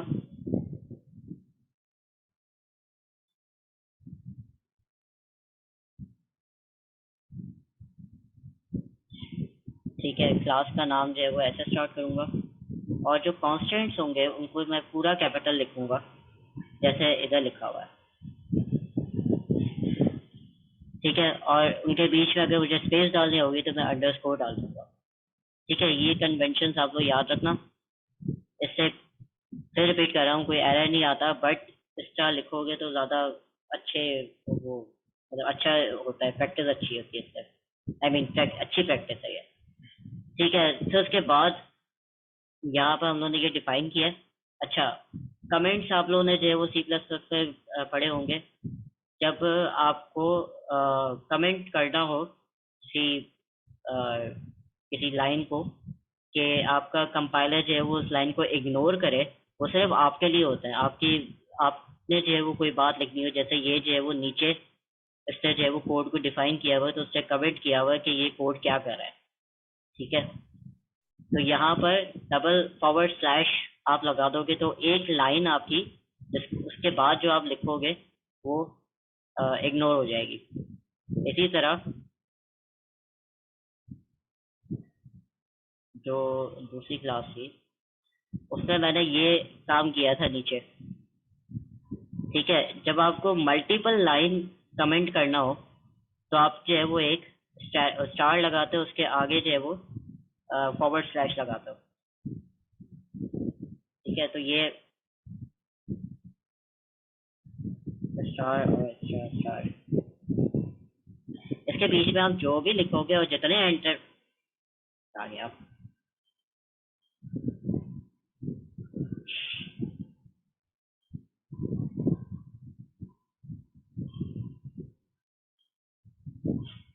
इसके नीचे आप जितने भी जो है वो एंटर दोगे,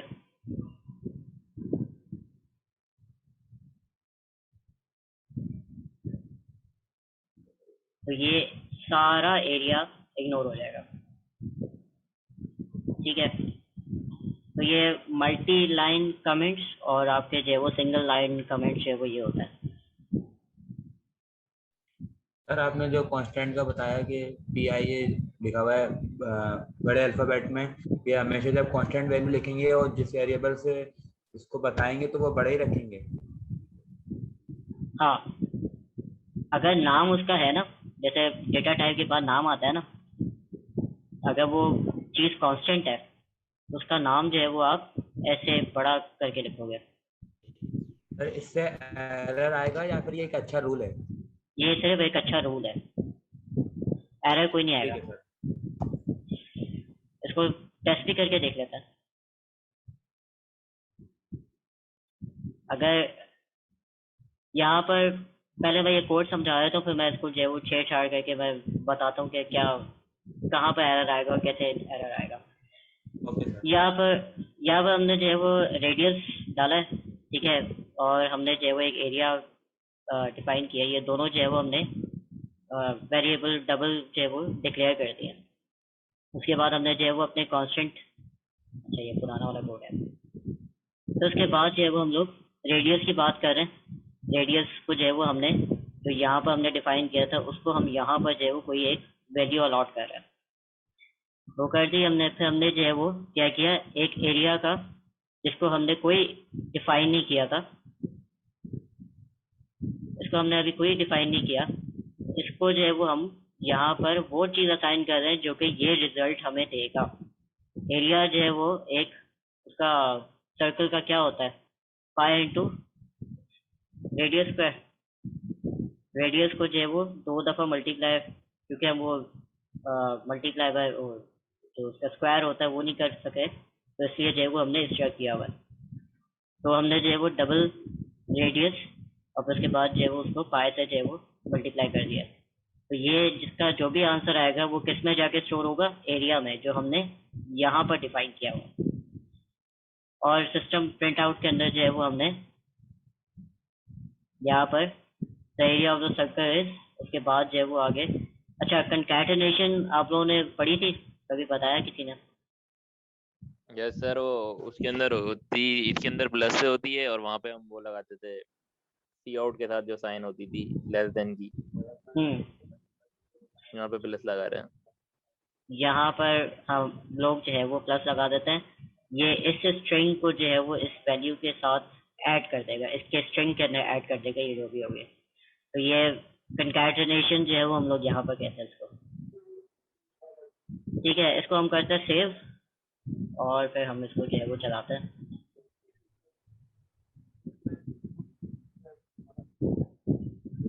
ठीक है, ये थोड़ी चलाना था, इसका नाम क्या है?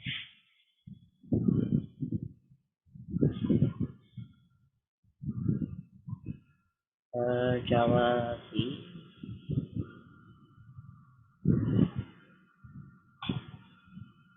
ठीक है, ये कंपाइल हो गया।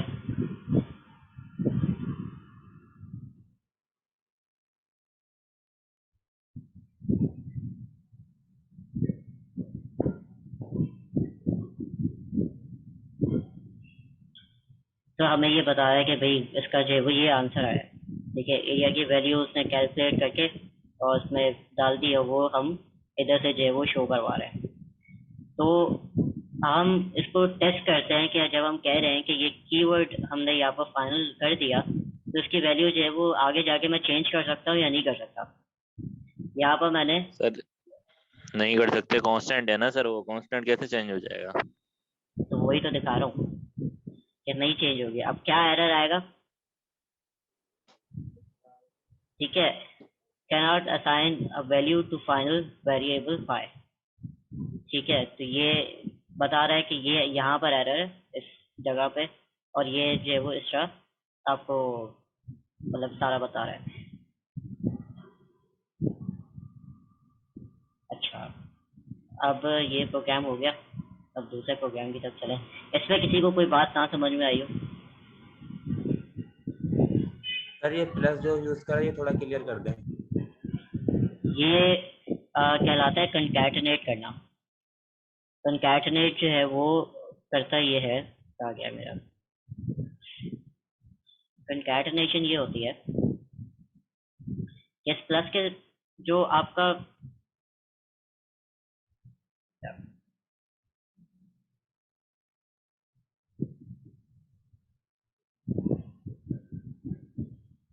आपका जो स्ट्रिंग होता है ना वो डिफरेंट लेटर्स से बन के जो है वो बना होता है। मतलब समझो एक लेटर जो है वो आपका, जब आप बहुत सारे लेटर्स मिला देते हो तो वो जो है वो स्ट्रिंग हो जाता है। स्ट्रिंग जो है वो आपका हम डबल कोटेशन से जो है वो मार्क कर रहे होता है। तो जब हमें दो मिलाने होते हैं क्या कहलाता है, जैसे फॉर एग्जांपल हेलो है, हमने हेलो लिखा, उसके बाद हम लोगों ने जो है वो कंकैटिनेशन का जो है वो लगाया साइन जो कि प्लस है, और उसके बाद हम लोगों ने जो है वो हेलो एक और लिख दिया। ठीक है, अब हम क्या करेंगे, इसको जो है वो फिर से चलाते हैं।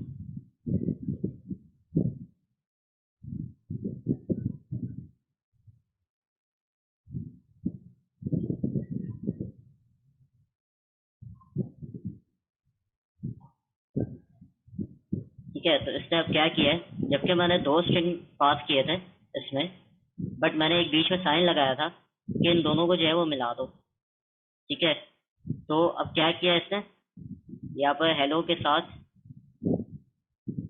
इस हेलो के साथ इसको साथ जोड़ लिया। कंकैटिनेशन ये होती है। अगर आपने बीच में जो है वो इस पे जो है वो अगर डालना है, फॉर एग्जांपल स्पेस डालनी है, तो आप इसके आखिर में या उससे पहले, मैं यहाँ पर पहले से लगा देता हूँ, तो यहाँ पर आप स्पेस दोगे तो वापस चलाते हैं। ठीक है, तो यहाँ पर स्पेस भी आ गई। तो यहाँ पर जो लिखा होगा वो उसको इसके साथ जो है वो लगा देगा। इसी तरह आप अगर यहाँ पर कोई वैल्यू भी देना चाहो कि इसके साथ इसको कंकैटिनेट करवा दो, इसको जो है वो इसके साथ जोड़ दो, क्योंकि स्ट्रिंग जो है वो आपका एरे होता है। एरे अगर आप लोगों ने पढ़ा होगा तो 0 से जो है वो स्टार्ट होते हैं और आगे चलता रहता है। उसके आगे जो भी स्पेस खाली होगी ना, उसके अंदर उसको ऊपर इसको ऐड कर देगा। तो यहाँ पर हेलो वर्ल्ड, ओ हेलो के बाद आप देख रहे हैं मैं स्पेस की दी हुई ना, मैंने इधर कोई स्पेस दे सकता हूँ। यहाँ पर जो है वो उससे वैल्यू प्रिंट करवा दी। इसी तरह अगर मैं यहाँ पर मुझे स्पेस देनी होगी, ये भी कर सकता हूँ। एक और स्ट्रिंग लगाया, एक और प्लस लगाया, बीच में स्पेस दे दी।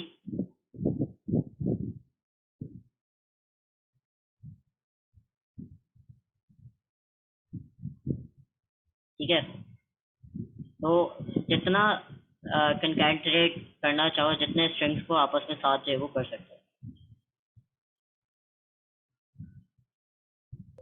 Okay sir. ठीक है, ये प्रोग्राम सबको समझ में आ गया?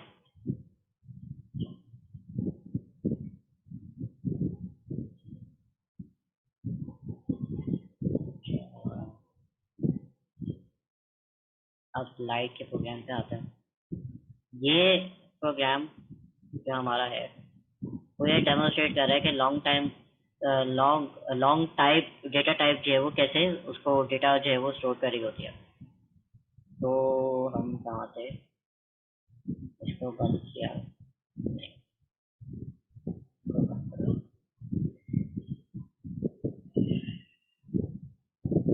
ठीक है,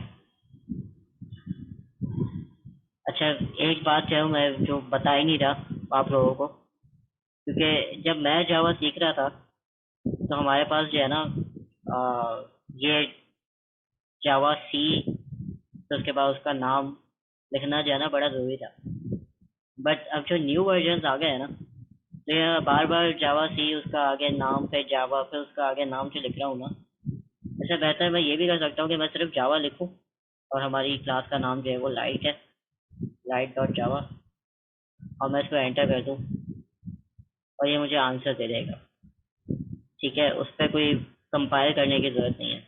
बट इसका जो है वो सिर्फ एक ड्रॉबैक ये है कि हमारे पास, जैसे इस क्लास को हटाता हूँ मैं, ये लाइट की क्लास है। ठीक है, इसको अगर मैं जब भी हम कंपाइल करते हैं तो हमारे पास क्या आता है, एक डॉट क्लास आती है।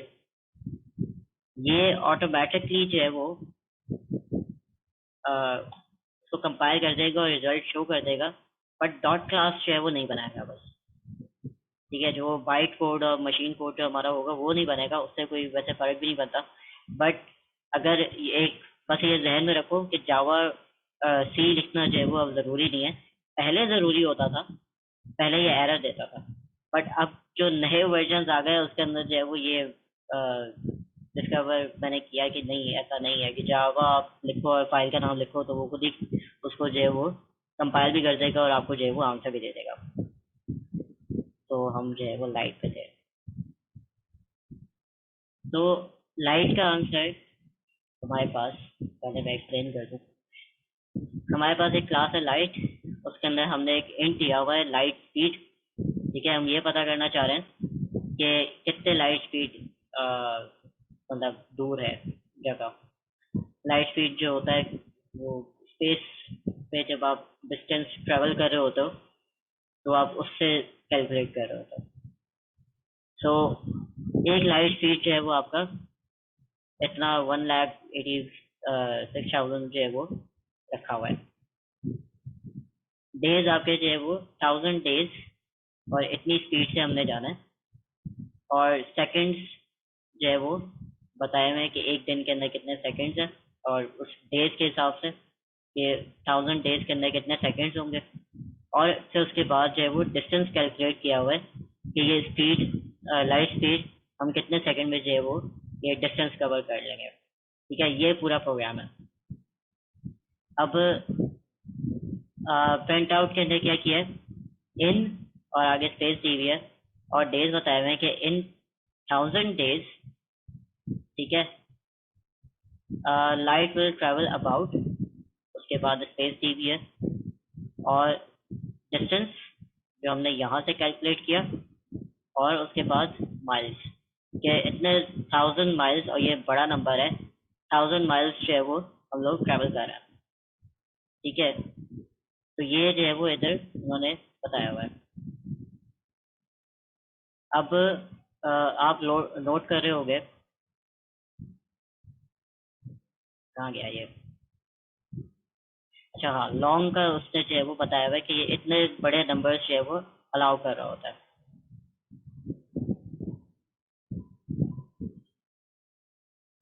इसमें कोई प्रॉब्लम?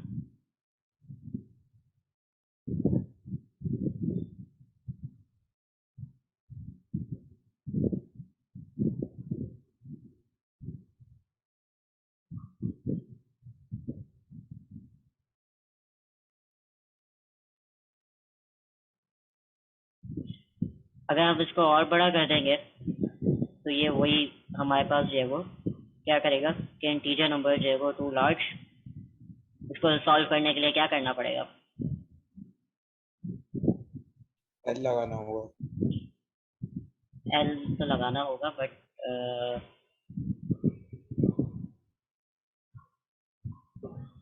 उसके लिए फिर लॉन्ग नहीं लगाना पड़ेगा, तो मेरे लिए मिस्ट्री है। नहीं, फिर इसकी इंटीजर इसको लॉन्ग करना पड़ेगा।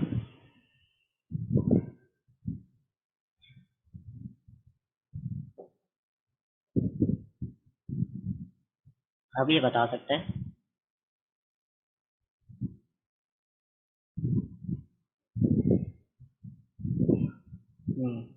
उसको लॉन्ग करना पड़ेगा, उधर जो है वो एक एल लगाना पड़ेगा इतने लार्ज नंबर को हैंडल करने के लिए।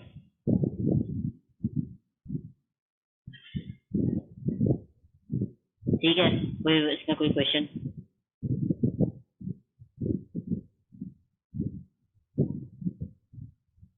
फिर हमारे पास एक करेक्टर डेमोन्स्ट्रेशन है आगे।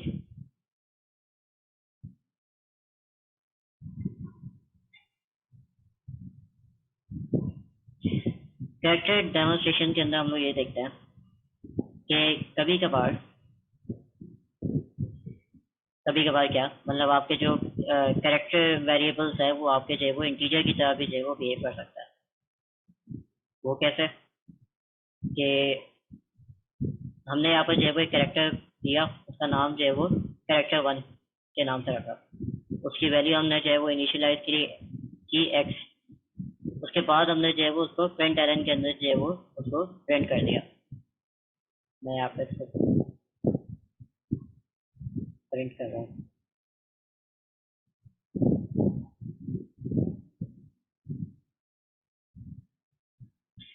ठीक है, फिर हमने क्या किया, उसकी वैल्यू को जो है वो इंक्रीमेंट दे दिया। ठीक है, इंक्रीमेंट ऑपरेटर आप लोगों ने पढ़ा होगा C++ में।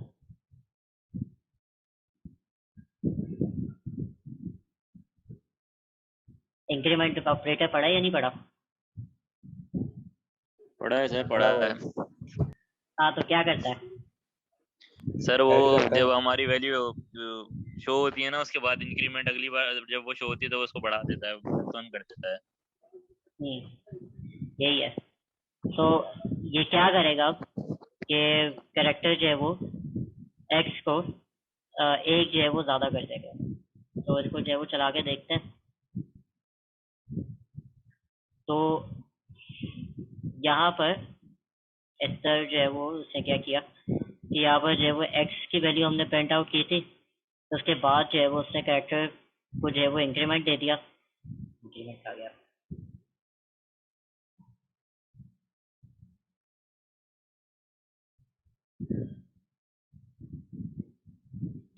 ठीक है, तो यहाँ पर इंक्रीमेंट दे दिया, उसके बाद जो है वो वैल्यू क्या हो गई, y हो गई। तो एक इंटीजर की तरह, क्योंकि ये यूनिक कोड के अंदर सारे सेव हुए होते हैं, तो इस वजह से जो है वो एक उसने इंक्रीमेंट, एक यूनिक कोड उसका जो है वो आगे कर दिया। फिर हमारे पास कौन सा आता है, दो प्रोग्राम्स और रहते हैं।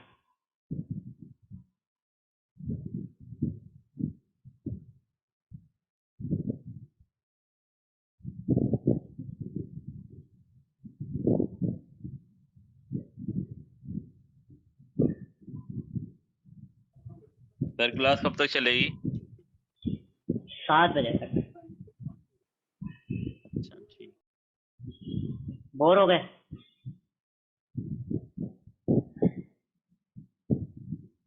जी सर, कंटिन्यूअस 3 घंटे से बैठे हुए हैं ना, 2-2.5 घंटे हो गए। क्या तुम लोग बच्चे सर, तुमने मेरी हालत नहीं सोचा कि मैं 2 बजे से पढ़ा रहा हूँ, 2 बजे से लेके हाँ 7 बजे सर, तक पढ़ा रहा हूँ मैं सर। ये तो है इंड्योरेंस, सर। इंड्योरेंस पैदा करो, इंड्योरेंस। अभी तो तुम लोगों ने जो है वो पूरी डिग्री हासिल करनी है। फाइनल ईयर में क्या हाल होगा तुम लोगों का? बहरहाल बस मैं 2 करवा के फिर मैं तुम लोग को छोड़ रहा हूँ, फिर उसके बाद जो है वो कल क्लास कंटिन्यू करेंगे। अच्छा, बूलियन याद है?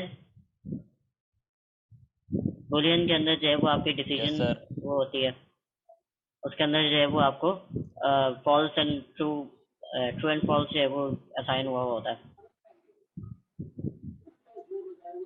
जावा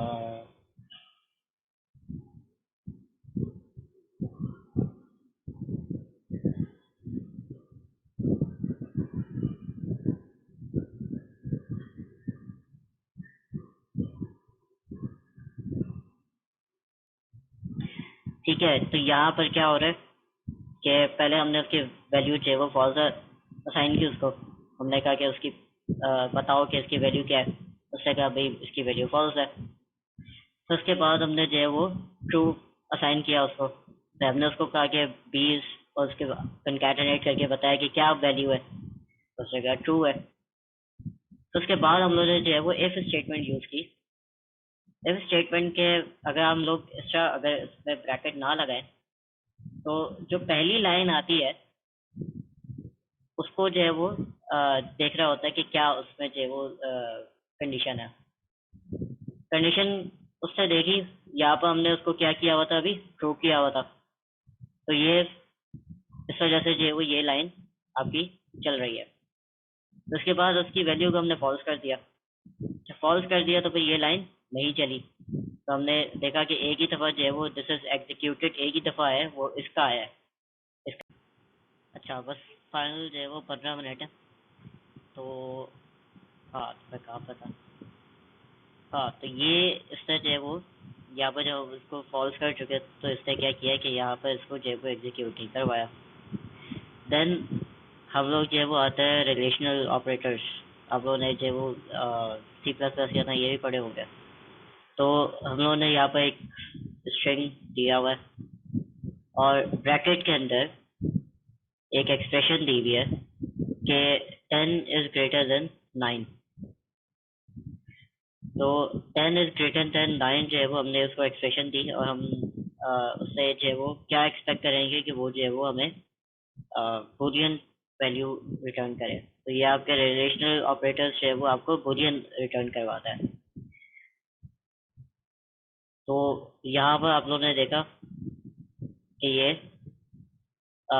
10 इज ग्रेटर देन 9 इज, उसके आगे जो है वो उसने ट्रू प्रिंट किया। इसी तरह हम लोगों ने जो है वो एक प्रिंट एरन ऐसे ही करके देखा, उसके अंदर जो है वो हमने स्टेटमेंट उल्टी कर दी और उन्होंने कहा कि 10 इज लेसर देन 9। तो क्या प्रिंट हो रहा है? फॉल्स प्रिंट हो रहा है। तो इस तरह जो है वो आपका बूलियन आपका जो है वो काम कर रहा होता है। एज एन फाइनल जो है आपका अच्छा सर, जब हम C++ पढ़ रहे थे तो ट्रू और फॉल्स वो शो नहीं होता था, उसकी जगह होता था 1 और 0। तो ये वाला हाँ, प्रॉब्लम इसके अंदर नहीं है, इसमें ट्रू और फॉल्स ही शो होता है। इसके अंदर ट्रू और फॉल्स शो होता है। हाँ सही। ठीक है, अब हम जो है वो डेमोन्स्ट्रेट करते हैं कि डायनामिक इनिशियलाइजेशन क्या होती है। डायनामिक इनिशियलाइजेशन ये है कि आपने ये एक पूरा कोड है, ठीक है। हमने एक डबल डेटा टाइप ली, उसके बाद जो है वो एक वेरिएबल को जो है वो एक वैल्यू असाइन कर दी, कॉमा डाला, उसी टाइप की डबल टाइप की जो है वो डी भी जो है वो एक वैल्यू है, उसको भी जो है वो एक वैल्यू असाइन कर दी, ठीक है। फिर हमने यहाँ पर आके जो है वो इनिशियलाइज किया कि डबल सी, और हमने जो है वो उसको वहाँ पर असाइन करवा दिया। यहाँ से जो आपके पास आएगा वो जो है वो उस पर असाइन हो जाएगा। ये एक मैथ, क्योंकि यहाँ पर आप देख रहे हो ये कैपिटल है, तो ये मैथ की क्लास का एक मेथड है जो कि स्क्वायर करता है। तो हमने किसका निकाला है? ए स्क्वायर प्लस बी स्क्वायर और पूरा जो ब्रैकेट के अंदर होल स्क्वायर जो होता है उसका जो है वो निकाला है। उसको जो है वो हमने वहाँ पर असाइन कर दिया है। उसको हम डिक्लेयर भी उसी वक्त कर रहे हैं और इसको जो है वो हम असाइन भी उसी कर रहे हैं। तो ये होता है डायनामिकली जो है वो उसी वक्त जो है वो उसका रन टाइम पे ही जो है वो उसका पूरा आंसर निकालेगा, उसको जो है वो असाइन कर देगा, उसको जो है वो इनिशियलाइज कर देगा। तो ये फिर इसका जो है वो आपको एक आंसर मिल जाएगा। क्या है इसका? क्या?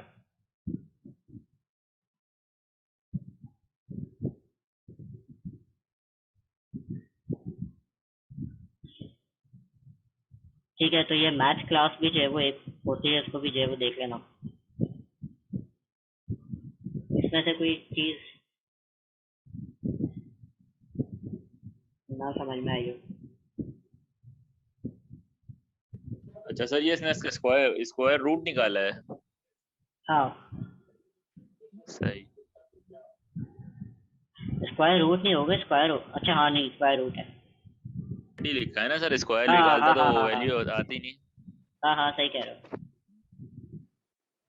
डिस्टेंस फार्मूला है।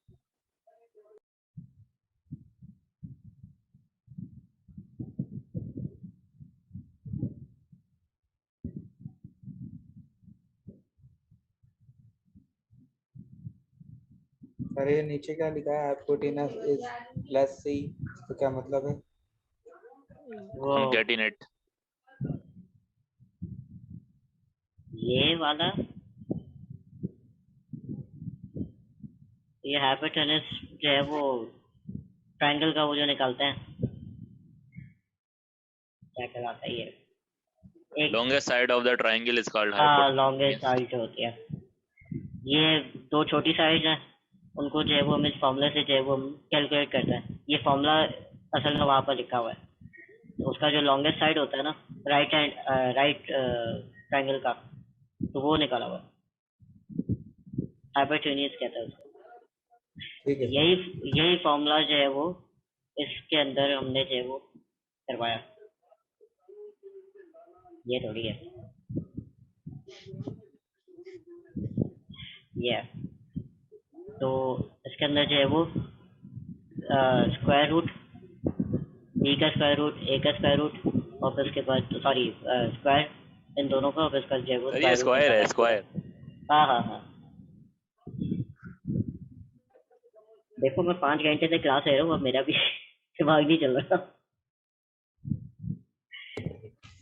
बिल्कुल सर, आपको भी हक है। सर अभी क्लियर हो गया, लेकिन सही है, बस ठीक है, इसको जो है वो इधर ही एंड करते हैं। बस यही है कि इसको जो है वो रन टाइम पे ही चीजें असाइन होती है, तो उस पर जो है वो डायनामिक इनिशियलाइजेशन जो है वो उनको क्या होता है। ठीक है, फिर कल की क्लास जो है वो कितने बजे है कल की क्लास?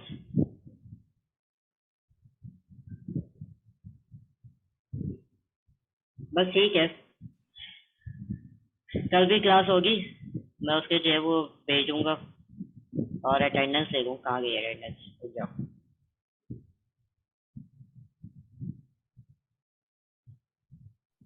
सर फ्राइडे को आई थिंक क्लास नहीं है। फ्राइडे को है सर हो नहीं 5 सकता। बजे।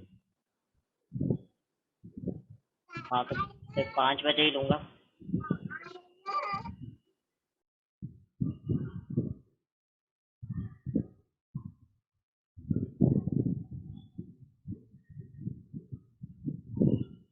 चलो बस सही है, हो गई अटेंडेंस, अब आप लोग जा सकते ठीक हैं। है sir, thank you, Allah Hafiz. Okay, Allah Hafiz.